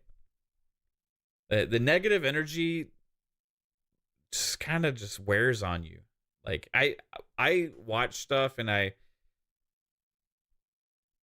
see people that are just like either disingenuous or spread misinformation or like run with things for clicks or just constantly negative all the time, and it's just like just wears on me, man. It's like that energy like spreads, you know? Like that energy, like I watch that shit and that energy like spreads to you. You end up feeling when you watch some of this stuff like negative yourself, or like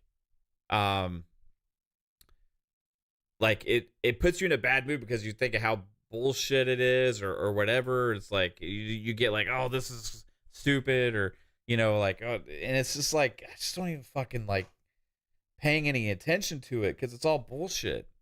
You know what I mean? It's like, why let that energy affect you, you know, when you don't have to, right? So like a lot of those kind of people, I just don't fuck with them, because why let their energy and like the kind of mentality they have about things like just infect everything around you? Because it does. You can have an awesome thing going. Like you could have 8 awesome people, right, on a panel, right?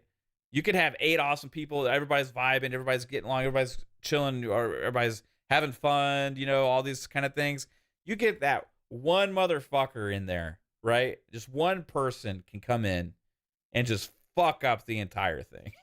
They just really can, because that energy just creates so much negative. It's like a fucking black hole, right? Because all of a sudden everything in response is like, it just creates drama and just unnecessary bullshit that doesn't mean anything. You know, like, just fuck them. Like, just pay those people no mind. Like, they're fun. If anything, like, I have fun laughing at that stuff sometimes. You know what I mean? Like, I just have fun laughing at some of that stuff. And then when I look at some of that stuff or watch some of that stuff back or ever, like, I just kind of like laugh at it. Now, when it's people like that I like respect or that I'm friends with, and they come at me or they come with like a weird take about something, or like kind of like a weird energy, that's what puts me off. You know what I mean? Like, that's when I'm like, whoa, like, you know, because then you got to have that dialogue, you know?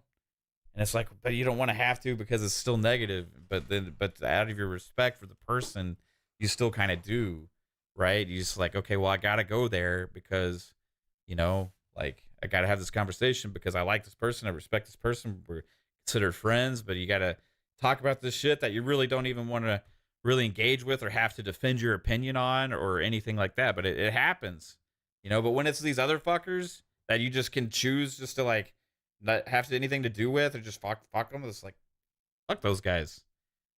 We have too much fun here hanging out with friends and family and stuff, and not all of us always agree. We've had our debates and stuff. Some people say channels like this is like an echo chamber. I hear that a lot because we do agree a lot, but we also have our disagreements and shit, you know, like we have our arguments or debates or whatever, but we do it in a way that's like fun, and we like shit talk each other for fun, and we don't ever let it bother us because we're friends, you know, that, and that's what you can tell is like a little bit different. Like, if I call like somebody that's on our panel an idiot, like in a joking way, they know it's like a joke. You know what I mean? Like they'll know like, oh, like, you know, this is funny, blah, blah, blah, blah. And they'll call me an idiot right back or talk shit and stuff. And that's fun. Like, it's what friends do.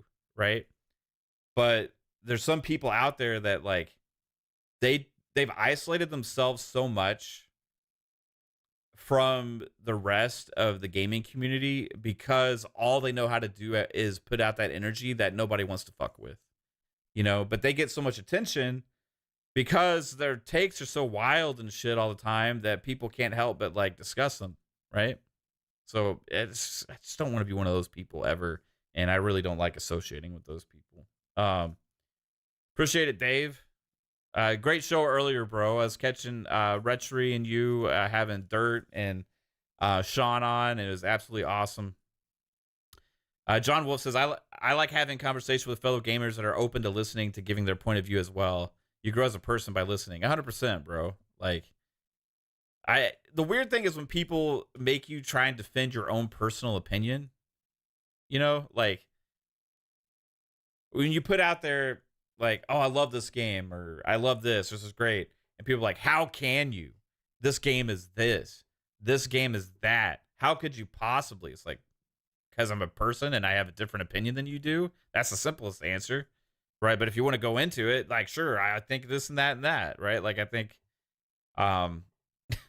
obviously everybody has different opinions on shit, man. But like, some of these people out there, it's like, you have to realize they're just kind of out there to spread that negativity and to like make people feel like any opinion other than their own is the wrong one, or that they're dumb for thinking something different. That actually happened quite a bit with the Xbox tax conversation recently. Saw a lot of takes about that, and like, and that's the one thing that I think rubbed a lot of people the wrong way from Destin, because you know, he's somebody that a lot of people like or have, you know, watched and stuff and respect. But when he goes out and calls people insane for having a thought or a different opinion on something without really fully able to even kind of comprehend or understand, or even mostly dismissing conversation, that's where it kind of rubs people the wrong way, right? Yeah, and some people get personal too. Like, you know, I'll joke around with people all the time. Like, and sometimes maybe some people could take it the wrong way. Like, you know, if I don't know them, they don't know me that well or whatever. But you know, like our friends and fam, like we joke around with each other all the time. But you know, if you do that to somebody you're not really cool with, then you know, they may think you just hate them or whatever. But yeah, I have no like. I have respect for Destin. I have no ill will towards him. I just thought he had a really bad take and response to a lot of people out there. Mr. Joanna Dark says, I love Nintendo, Mav. Well, Mr. Joanna Dark, that's okay. That's okay that you love Nintendo. And I love Nintendo too, as hard as it is to believe. But I hate the Switch. It's a difference. Love Nintendo. I hate the fucking last generational device. This past generation for the Switch has been my least favorite ever for Nintendo, because it's primarily a handheld thing that kind of works as in dock mode. And you know, I am super excited though for 2024, because we're getting announcement and potential release of a new Nintendo console. That would be fucking, it's going to be amazing if it actually gives me everything I want. Like, it doesn't have to be like a PS5 or Series X or anything like that, but just something that works better, like, and just, that allows these games to be presented in a better way in dock mode. Be absolutely everything I want. And I don't think there's a Nintendo fan out there that could say that they don't want that. Right? The problem is I've been complaining about it this whole generation because I didn't think it was sufficient enough for me, right? The Switch is the best handheld. I agree with you, Joanna. 100%. I agree that the Switch is the best handheld because it has the most great games on it for a handheld. Now, I would say, like, if you account now for things like Steam Deck and Rogue Ally, then it kind of changes the conversation quite a bit. But those are way more expensive machines that don't really have their own ecosystem necessarily. Steam Deck kind of does because it's based on Steam, but like if you go beyond that, you know, there's only certain games that work great on Steam Deck and some that don't, and all these kind of things. So it's kind of a different kind of system, right? But like handheld wise, Switch, best Nintendo handheld they've ever released. Best gaming handheld from a platform holder, at least. Agree. Where I don't agree is it sucks ass as a console. Sucks ass as a console. That's where I have issues, right? Great fucking handheld, amazing. But I'm not I primarily don't really play games on handheld. I don't really I don't do that too much. Like, I don't really like doing that too much. I don't travel a lot, you know? Like, I like playing games on my big TVs, and Switch just isn't great in that regard, you know? But it is what it is. I hope the next one, I feel like they're going to take an evolution with that. Crossing my fingers. Crossing my fingers. And I think they will. So I think it'll be awesome.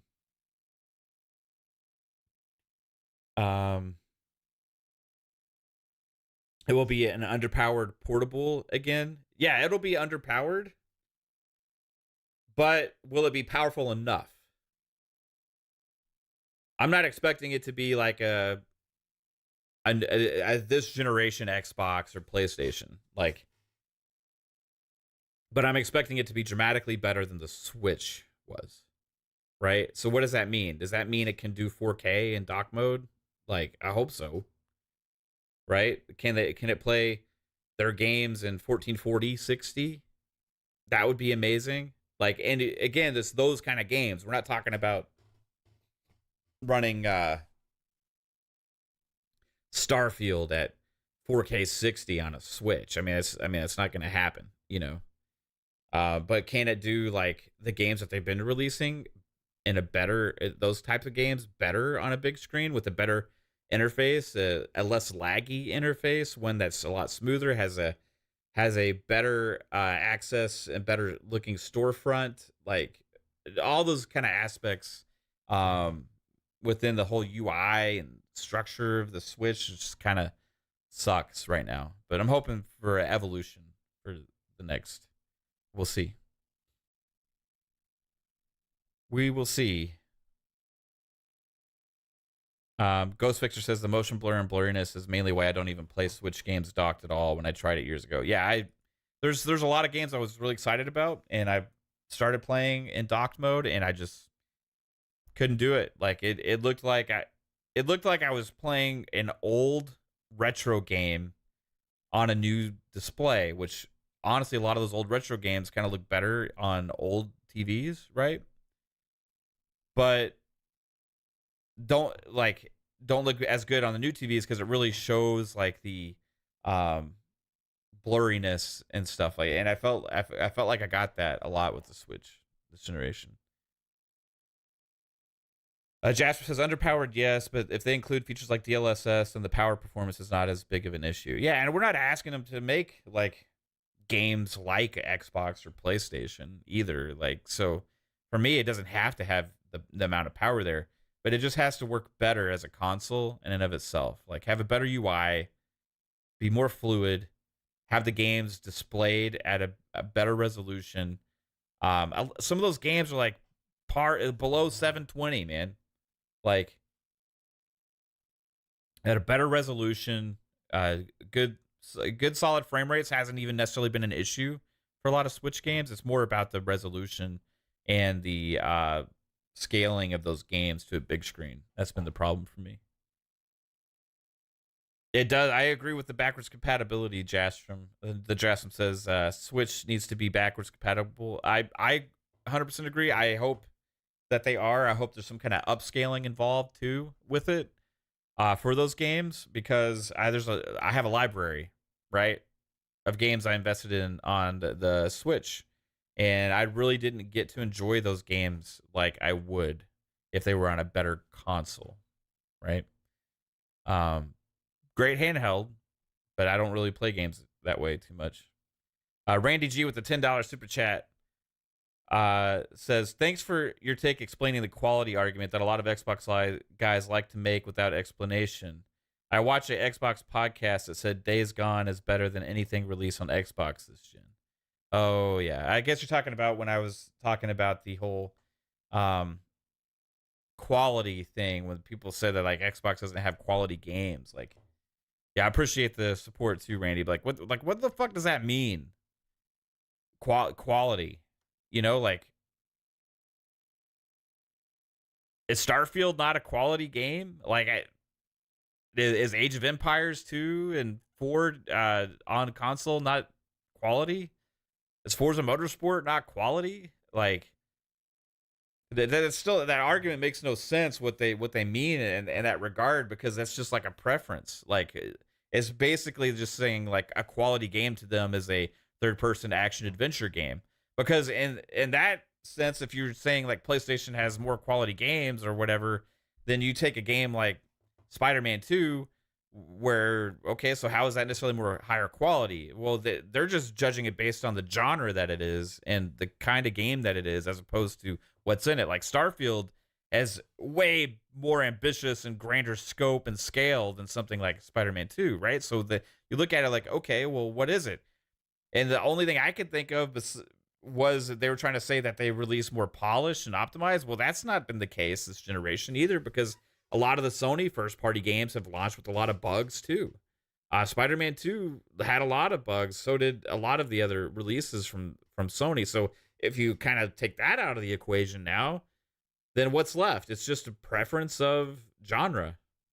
It's just what those gamers prefer to play, and that isn't a metric for quality. That's just a metric for like preference. And if people prefer playing a game, a certain style of game, then just keep playing on the platform that has those kind of games, right? But like, don't go and say the platform that has different kinds of games that you have is not quality just because they're different. That doesn't make any damn sense. Like, they're just different genres than you like playing yourself. So to try and say that this shit's like not quality, like, is Hi-Fi Rush not quality? Like, how is Hi-Fi Rush not high quality? You know, the game literally had like 0 bugs, super well animated, a great score, great combat. Like, what's the metric? You know, if they're going based on meta scores, well, Xbox has also been pretty damn good overall this generation with meta as well. But even the scores that we feel like they were kind of fucked in some regards, and that's been proven to be so based on some of the reviews that have been out there. And even the people that saying things like Xbox text doesn't exist have admitted that some of those scores have been really questionable and weird, and those scores do have an effect on the overall meta. Again, the two easy ones to point to for me is Metro and a Jim Sterling's review of Starfield. Each one of those games that came out dropped the meta point from Starfield by a point each time. So just those two reviews cost its meta 2 points, right?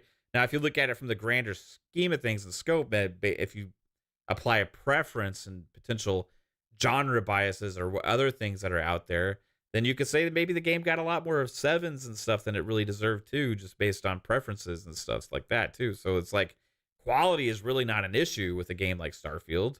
The only first party game I can really point to and say where quality was an issue from Xbox this generation was Redfall at launch, right? And that was some issues. Like, the game was crashing a lot for me on the PC version, but it also wasn't really running very well optimized, even at the 30 frames. It was dipping quite a bit, but also it was lacking a lot of enemies and all those kind of things, right? So that one, you could say, if you want to point to one game, you can say, yeah, sure. But then you can look at every other platform holder and see that they've had similar situations with certain games. So you can't use one game as the whole metric for the entire brand either. Like, in Redfall now, to their credit, Xbox and Bethesda have been updating it, and I can say that's way better, and it's in a way better state, and it's actually a fun game to play for me now. unlike other games that have had exclusives on their platforms, actually completely abandon ship after a game has failed, right? So for me, it's like quality is very subjective as much as these opinions from games media and stuff, where everything is just based on preference and bias now, you know? It holds no value in conversation. Anybody saying that Xbox doesn't have quality games or big games or any of that shit, they're just talking out their ass, because they really are only speaking for themselves when the kind of games that they like and prefer, right? It's not a reality other than their own preferences showing through when they make those statements.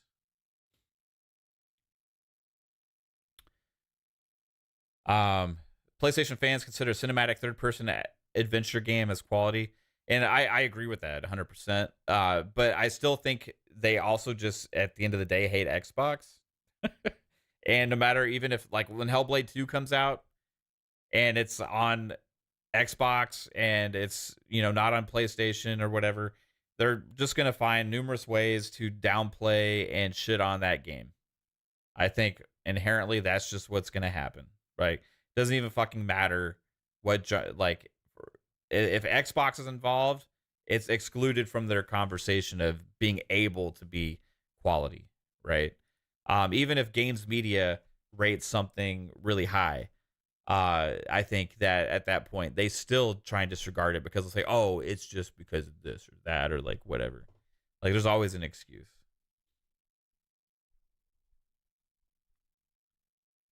Let's see here. Catching up with the chat. Baby Steps Day 1. Baby Steps is going to be a popular game. Jasper keeps reminding us of that in the chat. Yeah, we make fun of it. And like, because PlayStation keeps pushing it, it's hilarious, fucking hilarious. It'll be pretty popular just because it'll be funny. And I think a lot of streamers are going to stream it because it's going to be funny. It'll be one of those games. It's like good for making content kind of games, right? I think that's kind of why it exists. MLB The Show Day and Date, along with Game Pass stuff, has had you more on Xbox this gen, says Nate Dogg. Yeah, Game Pass has an effect, man. Like, overall, the more things come to Game Pass, the more big games that keep coming to Game Pass is going to end up having an effect on more people subscribing to the service. Like, that's just kind of what happens, you know? Oh, there's my beautiful wife, Kaitlin. Hey, babe. What's up? Bold Alpha Wolfpack says, I'll give Sony God of War and Ghost, but the rest, I don't know. Yeah, but it's, again, that's personal preference. Like, I think, like, Ghost of Tsushima, I love. I still haven't played Spider-Man 2. I didn't like Miles Morales as much as I did Spider-Man 2018, so that's kind of why I've been, like, a little bit leery more of Spider-Man 2. God of War, I've never been a fan of. Last of Us, never been a fan of. I like Infamous, but they've seemed to abandon that franchise. I like Uncharted a lot. Uncharted is my favorite PlayStation first-party franchise, but they've kind of gone away from that as well. So there just hasn't been as many big new games on PlayStation this generation that it made me excited. It's been a lot of Last of Us stuff, a lot of Horizon, which I'm not a fan of, and God of War. So, you know. Then they had Demon Souls. I'm not a big Souls game player. They had Returnal. Returnal's pretty cool. I'd had a little bit of fun with it, but it's not like a, you know, that's not something that's going to keep bringing you back. It's just kind of like a little fun thing to play. Randy G with a 5 says, I don't like that third-person games are pushed as the pinnacle of gaming. I feel like a lot of games media influencers only play those types of games. Yeah. There's been a shift in the last generation, right? Where those games kind of came out into the forefront. And I think it kind of started at the end of the previous generation, when people saw a game like The Last of Us and like Uncharted had kind of set that path a little bit for them too, right? When people saw a game like The Last of Us, and that became, I think that set them on this path where it's like, oh, look how much praise and critical acclaim we're getting. Now we're gonna keep rolling this direction, right? Then they did Horizon, they did Spider-Man 2018, they got that, and went like more story based and cinematic with that, and did a great job because it's Insomniac, right? But those games kept hitting, but what people weren't realizing is all the stuff that like PlayStation left behind to do that. Like PlayStation left a lot of franchises behind and shifted a lot into that direction. And it became the face of the brand for an entire generation, right? And you're talking about a very successful generation and one that they were dominant in. But what people didn't realize is that they were forgetting about all these other kinds of genres and IPs and stuff, and it wasn't just PlayStation that did that last generation. Like it was also a lot of third parties as well. Like you saw like Ubisoft just go harder on Assassin's Creed and abandon a lot of other things, right? And you saw Activision kind of abandon a lot of the other stuff and just go ham on Call of Duty, right? Just more studios on COD. You saw that from a lot of things, and you saw like less other games come out from these publishers that in different genres. Like even like Rockstar, like they didn't even release a fucking game last generation. Like they just kept running with GTA stuff, So beforehand, you had a lot of these publishers and stuff invest in these different genres, and had a lot of success in different genres, but then they started focusing their vision on like certain genres that they felt were less niche. The issue is that that's created this culture where people think those are the only kinds of games that matter. Those are the only things that kind of qualify as like big games now. Where like back in the day, like I feel like a lot of our chat is older as well. Right? Like back in the day, like racing games, when they launched, they were fucking like big time, fighting games, when they launched, they were big time, like there was less about certain kinds of genres stood above others, right? There was just like this playing field of a lot of different kinds of games, and they were all made by these great developers, and we just celebrated what was good and played it. And it was less about feeling like a certain kind of genre is the most important or stood for something. And last generation, you saw racing games, besides Forza carried the mantle. Saw a lot of other racing games. They just did like lower budget, quick type releases, and they didn't really get the same support as a lot of these other genres did. Fighting games too. The only fighting game that really did great last generation was Mortal Kombat and Injustice and NetherRealm. The rest, like they kind of like took a step down, lower budgets, like and like, well, the audience isn't as big for this genre, so we're just not going to put as much effort and money and time into it, right? And it's like killed all these genres to make them smaller and seem smaller than they really are. But yet now you have a game like Baldur's Gate 3, right? Come out this year. Just prove the whole industry fucking wrong, right? Prove the whole fucking industry wrong that if you take a genre that is seemingly not as popular, right? Seemingly is niche, seemingly is this and that, but you put your money and time and effort into making a great experience, every fucking genre can succeed. Now, you're still going to have your games where they failed when they should have succeeded, right? That's always going to be the case. That's always been the case in gaming. So there's probably certain things that are safer bets, but you never know when that next big thing is going to come from. And when everything's been so focused into these narrow like groups of like types of games that an entire platform makes, it's like I think it's not good for gaming in general, like as a whole, like because you're leaving behind genres pretty much entirely based on the lack of success of one title. And I'll use like Drive Club as an example, right? They wanted to compete with Forza Horizon. They wanted to compete and have this more arcadey style kind of racing game in a way that was more it had great graphics, but like was also just more about the fun of driving and racing. And then they had, Gran Turismo, but like they were really propping up Drive Club. It didn't succeed as much as they wanted, so they just fucking killed it. Like they just killed it. And like that's a franchise that could have been success. Sometimes the best games and the most success comes from sequels, actually. Like you look in the past at things and like how franchises are developed, like a lot of those IPs, the second games really took off. Here's an example. Assassin's Creed, right? You look at Assassin's Creed and you can kind of say that Assassin's Creed has kind of kicked off the idea that a lot of these other publishers had kind of taken, right? Where they have felt so much success with this one thing that just kept diving into it. But Assassin's Creed 1 did well. Like Assassin's Creed 1 did pretty good. It was pretty well, highly rated. People liked the game. Some loved it more than others, right? But then Assassin's Creed 2 came out,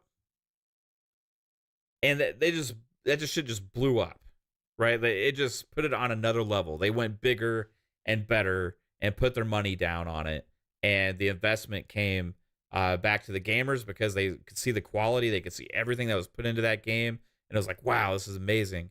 And then since then, they've been cooking and living off of that franchise, right? Yeah, Gears, you could point to Gears, you could point to Halo even, like, yeah, Halo 1 for many is a masterpiece and is going to be remembered as like, an all-time great. It pretty much helped establish Xbox and what it is. But I would say Halo 2 like just completely exploded it, especially with online and everything they're doing there. Like these companies like just give up on these franchises too soon because they're so risk adverse. They're so afraid, and they feel like they got to do so much on the safe bets, right? So I really like to see when companies succeed, like Larian with Baldur's Gate 3. And other studios, when they have like a surprise hit or a game does better than people were expecting in a certain genre. And I applaud when a lot of money is putting it investment and time and efforts put into certain genres and kinds of games that normally aren't. And this generation, we've gotten way more of that than we did last.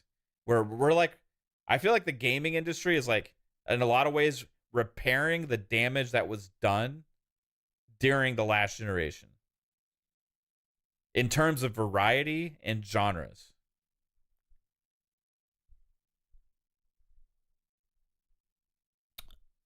And I really feel that way. And I feel like it's been great to see. So, it's still not, I think the games media and a lot of the people in the community and stuff are kind of like get their sense of perception based on others in the games media and Metacritic scores and all those kind of things. And I think it kind of like influences their perception on what matters, right? But I inherently think that you were correct that the games media and all of them do certainly seem to have a preference, right? And so part of it is the industry's fault and the publishers and everything for leaning too much into that when they saw that trend starting, and kind of doubling down on it. But I feel like in time, the more successes we have in other genres and variety, people will come aboard that those games fucking matter too, right? Like those games fucking matter. All these games, like racing games, matter. Fighting games matter. JRPGs matter. Tactics games matter. Strategy games matter. Western RPGs matter. Sim games matter. All these kind of games have a place, and to try and belittle them as not quality because they're not your kind of fucking picture of what you want is super annoying to me. And I think over time that this generation will keep having successes that contradict that narrative, and hopefully it corrects itself. Hopefully it does. We've seen it a little bit with Forza Horizon this generation already. Like, that game was universally praised and had, because of that, it honestly did way better than anybody expected as well, right? Just having insane numbers. But people don't talk about that game when they talk about successes for Xbox still. Like, when people say Xbox hasn't had a big game this generation, or Xbox hasn't had like a quality game this generation, like, fuck are you talking about? Does like Forza Horizon not count? Like, there's so many different examples that we can point to, but for some reason they get left out of conversation.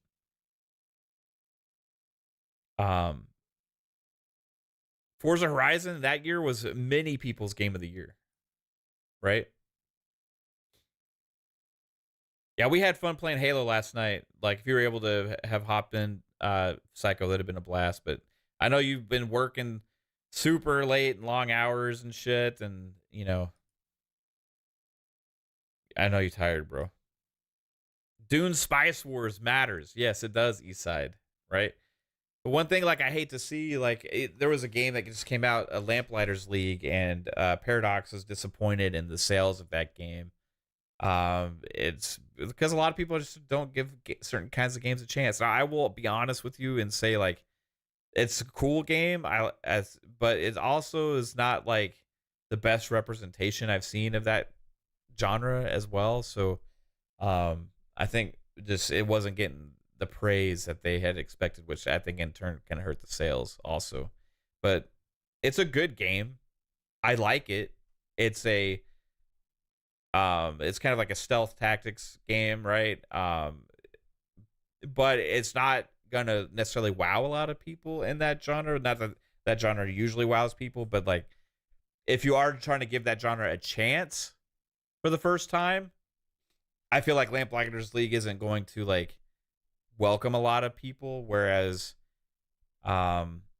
certain other games like there's other games like Shadow's Gambit and stuff like that, and or maybe do a little bit better job at that stuff, right? Yeah, I liked it. I think it's a good game, Jasper, but I couldn't get sucked into it as well, and I generally like games like that. So one game that didn't receive the success it deserved is Midnight Suns. Mitchy Poo says, just bought Midnight Suns a few days ago, and it's great. I don't typically like XCOM style games. Yeah, well, it's definitely a different kind of tactics game. Like, it is, like, Midnight Suns impressed me in so many ways because it feels like you're playing a great RPG story in some ways, with the way they have the Abbey, and you're there and you kind of, you know, developing the relationships, and you're leveling up your characters, and you're leveling up your abilities and all this kind of stuff. It's like great RPGs in all those sense. And then you get into the battles, and it's got this great tactic system that really makes sense and keeps building upon itself as you get more powerful and unlock more abilities. But then the story's so good too, right? Like, Midnight Suns, it's a travesty to me that game did not do better, right? That's a game that I feel like should have been potentially more universally praised by games media. Maybe not discussed from that side because they don't like those types of games. Like, this is where things can have an effect, you know? Now, there's things obviously like Baldur's Gate 3 that's just like was like so much of a masterpiece type game that it can't be ignored. But things like Midnight Suns kind of like just get left by the wayside, you know? I think Take-Two marketed it as good as they could have. I feel like they put a lot of effort and budget and everything. Like, Take-Two deserves credit for putting the investment and money into making a game like this. But it sucks to see when sometimes the gambles don't pay off, right? Because what does that mean? Does that mean that, okay, they're going to be more risk adverse in the future? They're only going to do more safe bets and stuff. And a lot of it is because of what games media talk about, and they don't talk about games like Midnight Suns, right?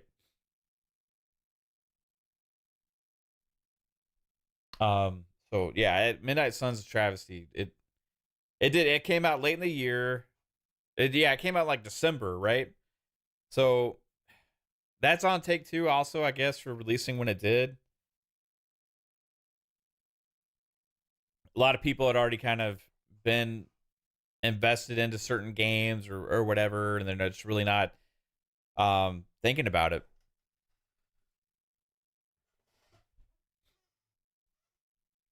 You're very surprised folks don't play Spellforce 3. It's an updated version of Warcraft 3. It's so good. Yeah, I need to get into it. I've wanted to play it, but I have not yet.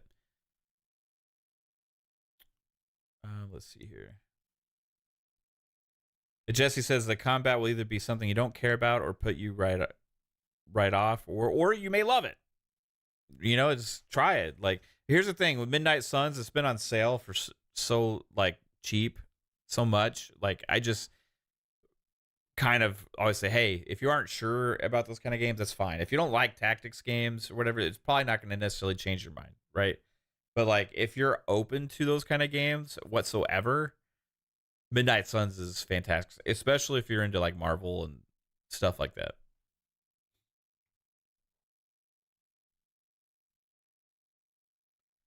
Let's see what else we got in the chat here. Midnight Suns overshadows Lamplighters. I mean, there's a lot of great strategy and tactics games that I think are better than Lamplighters personally. But yeah, even just releasing this last year. But I still think it's a good game. It's just, you can tell it was a little bit lower budget and stuff. Like, it is dirt cheap. Yeah, it's usually like the ultimate, the one that comes with all the content and all that shit. This has been on sale for like $20-$30 or something.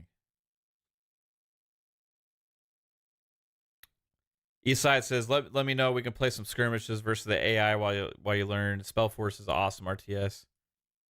I started playing Persona 5 Tactica. I actually really do like it. I like the system and the combat, and I like where the story is going. The only issue has just been too into other stuff right now, like to get into it entirely. I'm kind of like Pong has said in the past a lot. I'm a grazer. I play this and that, and I play different things all the time. And sometimes it's hard for me to get too sucked into one thing. But Persona 5 Tactica is one that I will be going back to and finishing. I can tell you that because I really do like the game. It's fantastic. I had recently just gotten Company Heroes 3, which I also really like. I had gotten Final Fantasy 16 on the Black Friday sale, so I've been playing that. There's just so much shit to play right now, man. It's like, that's the most difficult thing for me, is somebody that likes so many different genres.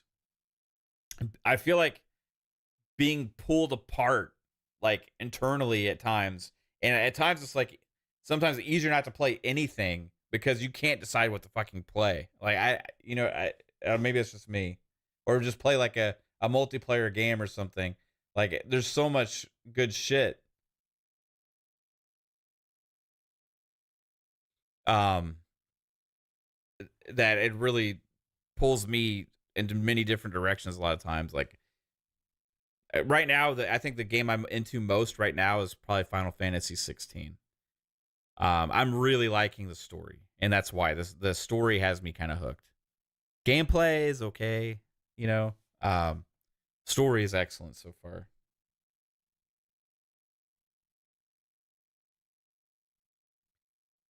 I mean, we're eating good, guys. Like, Jeff says, yeah, when I get busy, I just play like one game. For me, it's almost the opposite. For me, it's like when I have time, I start to want to try and play a bunch of different things. But like when I guess that's what you said. No, I'm trying to think about what I do. And I honestly feel like, okay, so when I have time, I feel like I use that time to maybe sometimes get sucked into something, but then I realize I still do flip-flop daily on what I play. Maybe it doesn't matter if I'm busy or not. I just do the same shit. Maybe. I don't know, man. There's certain times when I get sucked into a game, right? Starfield, when it launched, I was super sucked into it. Couldn't even think about playing anything else. Baldur's Gate 3, when it launched. Diablo, right? There's random times where an older game will do that, like Division 2 or a Far Cry. Like I went on a Far Cry binge like a year and a half ago and just kept playing Far Cry for a while. Different games sometimes just all of a sudden suck me in, and I don't know what it is or why it scratches that itch. But sometimes it does, sometimes it doesn't. I would like to know, be analyzed by somebody that tells me why I fucking do the things that I do. I don't know. I think it's something that has to do with like my attention span. Not sure. You like to check out the new stuff on Game Pass, but I stick to 2 or 3 games on average. SteamWorld Build, World Tales, and Persona 5 Tactica right now. Right on. Right now, I've been playing a lot of zombies and Call of Duty. And Final Fantasy 16. I played Halo yesterday. I've been playing a little bit of Starfield.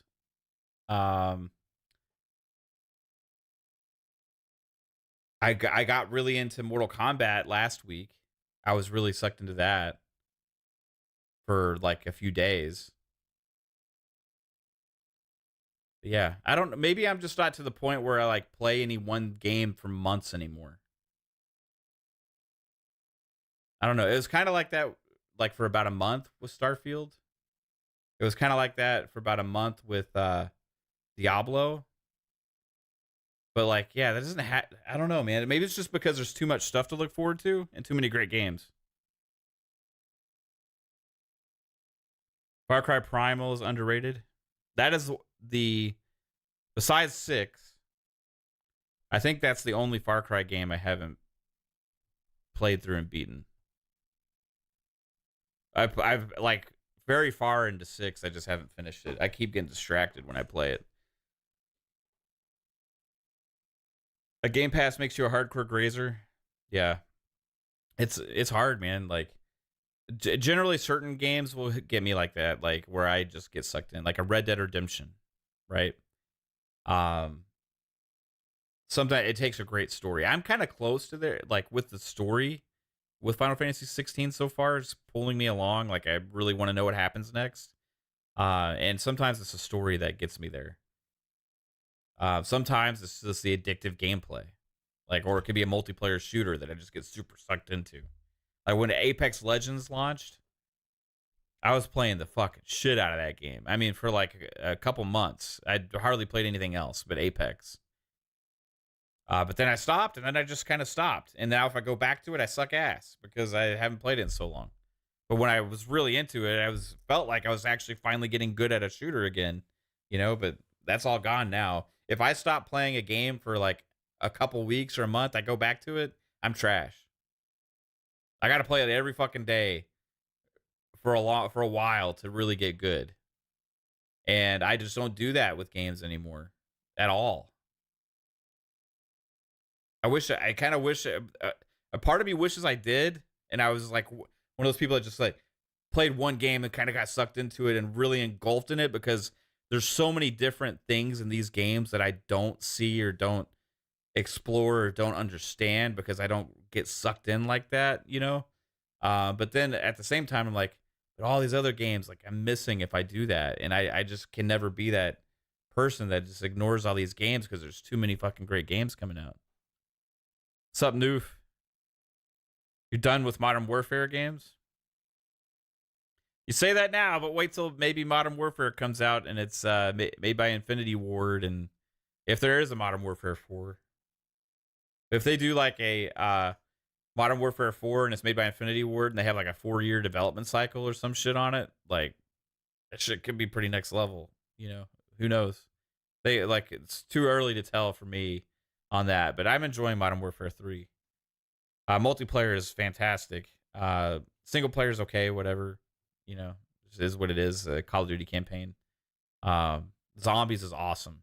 Loving zombies. Jasper says, I feel like I don't get better. I am just always at my peak and can't get better. Oh, shit. Yeah. Well, Noof says COD needs to take a break. Well, I think they got this next Call of Duty, Noof, Black Ops, Gulf War, has had a 4-year development cycle, and it's made by Treyarch, right? So, like, when does that break take place? I feel like there won't be situations like a Modern Warfare 3 release again. I feel like they have the next 2 games probably lined up pretty well. I think at least this next one. We'll see about the next year. But I don't think we'll see cobbled together Call of Duties anymore. And I do agree. I think Modern Warfare 3 was obviously cobbled together. But they did a pretty good job at cobbling it together. The multiplayer is excellent. The zombies mode is excellent. The campaign is so average or below average, whatever to most. And I feel like for a lot of people it feels rushed because it's kind of cobbled together from like pieces and stuff like that. They've done that before too. They did that with Black Ops 4, right? They didn't even launch with a campaign, you know? So it's not unheard of from Call of Duty to do something like that. I feel like this is a better example than Black Ops 4 was, because this was fully featured, didn't even had a campaign, right? But ultimately, I think next year's Call of Duty will not be the one to judge that we should take a break from it, because it's had the longest development cycle of any Call of Duty, like in forever, right? 4 years, Treyarch, next big Black Ops game, I'm going to definitely be giving that my full chance and see what they have in store for us. But what's after that, I don't know, right? Will it be another Infinity Ward title, right? Are they going to, like, come out and release that? Like, if it's rushed, I don't know. It would have been only would have been 3 years since Modern Warfare 2. I don't know. Like, it wouldn't be Sledgehammer, because Sledgehammer is kind of the primary people that put this one together. So maybe it is after Black Ops Gulf War. Maybe after that we see a break. Yeah, Battlefield 2042 is fucking awesome now. They had a huge rebound, and a lot of people are loving Battlefield now. And the new content, I checked it out last week or the week before. It's fucking great. The game is playing so good, dude, and the community has come back strong. And Modern Warfare 3 is like playing excellent right now as well. Like, it's awesome. Traded all your Modern Warfare games?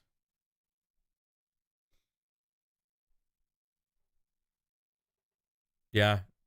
I think it's important to note, like, who's going to be in control in the future, too. Like, I think in the Jez's interview with, he talks about ABK, and talking about the importance of them, like, is not necessarily the same importance that would have been important to Activision Blizzard before. Like, they have, because of Game Pass and the model that Xbox has, they don't have to do things the same way that Activision was doing it before, right? So part of Phil's thing was going around to studios and find out what those people are passionate about or what they want to work on. So inherently, Call of Duty just may end up becoming something where there's skips a year, or they do more of like games as a service, or they do like every few years a release of a campaign, and then multiplayer lives on in between somehow. Who knows exactly what the model is going to shift to?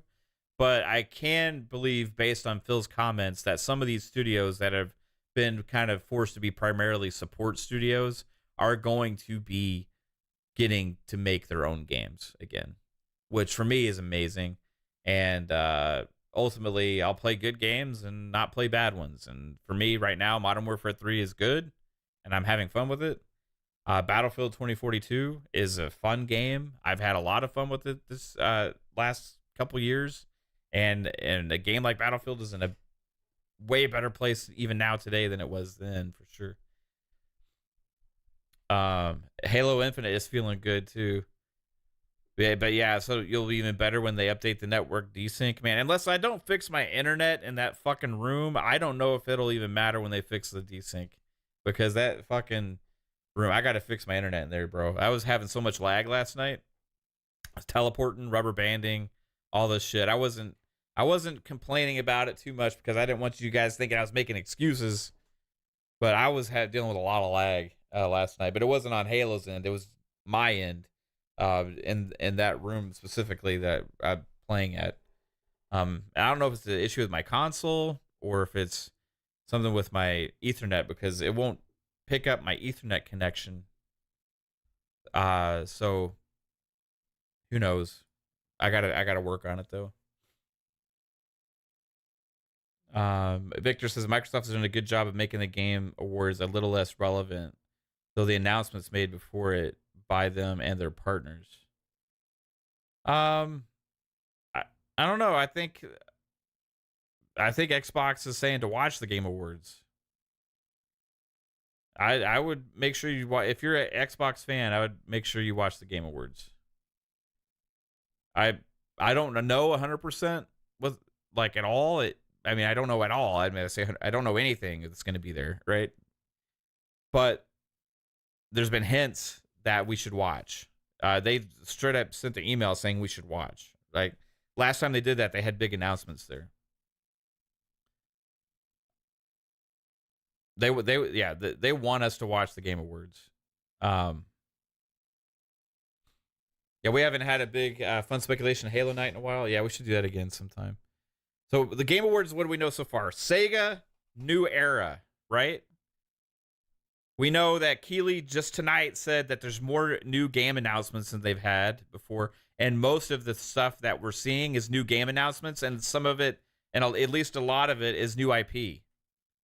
Because he said, he made a reference to the games that are nominated this year as being like sequels and existing worlds. But he was saying a lot of the stuff they have to announce is like new IP, new games, new worlds, new teams and stuff. So I'm excited for that.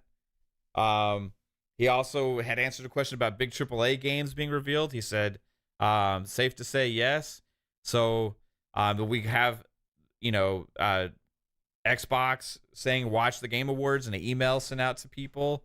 The last time they did that, they made big announcements there before. You have Matt Booty and Phil Spencer before an interview mentioning the Game Awards and talking about other opportunities to show games this year.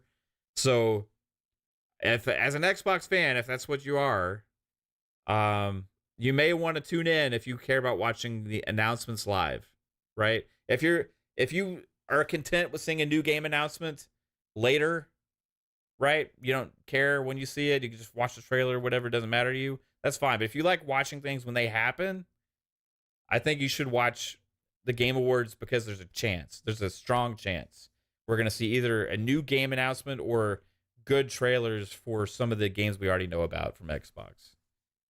Spartan 661 with the $5 says, I'm on the roads a lot with work. I enjoy podcasts, and it makes the time go by. Certain channels appeal to others as its own. Fun speculation is number one. Hey, bro, I appreciate it, Spartan. I appreciate everybody here as well. You all rock, and I mean a lot to me and everybody else that, has anything to do with our channel. So thank you all for helping us grow.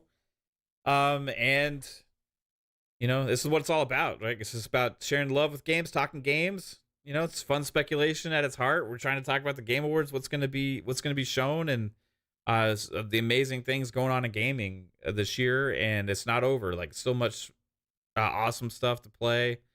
So many great games still releasing. We still have new games coming out next week. That's been pretty good. I think Avatar comes out next week. And could that be a sleeper kind of title that is actually pretty damn good. It's possible. So we'll see on that one. But I do want to thank all of y'all for being here and hanging out with me tonight on this impromptu Sunday night chill stream. If you did like the content, you know, hit the like button, share out, sub to the channel, notification bell, all that kind of stuff, because it just helps people find us. But yeah, we'll have our co-stream, so people come. If you want to watch the co-stream to the Game Awards and don't want to watch the official stream, come hang out with us, because we'll be co-streaming at 6:30 p.m. Eastern time. We will go live. We'll go live at 6:30 p.m. Eastern time, and we will co-stream the Game Awards. We'll have a great discussion beforehand, a great discussion afterwards. We'll have the awards, and we'll see what happens. And I hope it's going to be a fun show. I think it will be. And we'll be live, so come hang out. And besides that, you know, we have our show on Monday, tomorrow night at 10 p.m. Eastern time, Fun Speculation podcast, and we're kind of going to give some maybe final thoughts and predictions on what we're going to see the next coming days ahead. Tuesday night, Fun Pop, 10 p.m. Eastern time. We'll have a lot to talk about there because of that Fallout trailer, the Halo Season 2 trailer. You know, we have more news coming from other aspects from movies and stuff, like the Godzilla stuff. There's so much cool shit out there right now, right? And then Thursday, like I said, is the co-stream. Instead of PM and the PM, which is normally live at 7 p.m., we'll be going live at 6:30 p.m. Eastern for our PM in the PM special co-stream edition of the Game Awards. And then Friday night, we're going to have a blast at 10 p.m. Eastern time on Xbox Ultimate Podcast, breaking everything down that we saw this week. GTA 6, Halo Firefight. Maybe we'll have thoughts on that because we'll have played it, right? The Game Awards, the announcements, what was shown, what great third-party games were there, all this kind of stuff. Friday night's going to be amazing because at 10 p.m. Eastern, we go live for Xbox Ultimate. We'll get to reflect on this whole fucking week ahead. And man, this is a big week for gaming. So be here, check out the content. We'll be covering it all. And I hope you all have a fucking awesome night. Appreciate you guys. Peace out. Take it easy.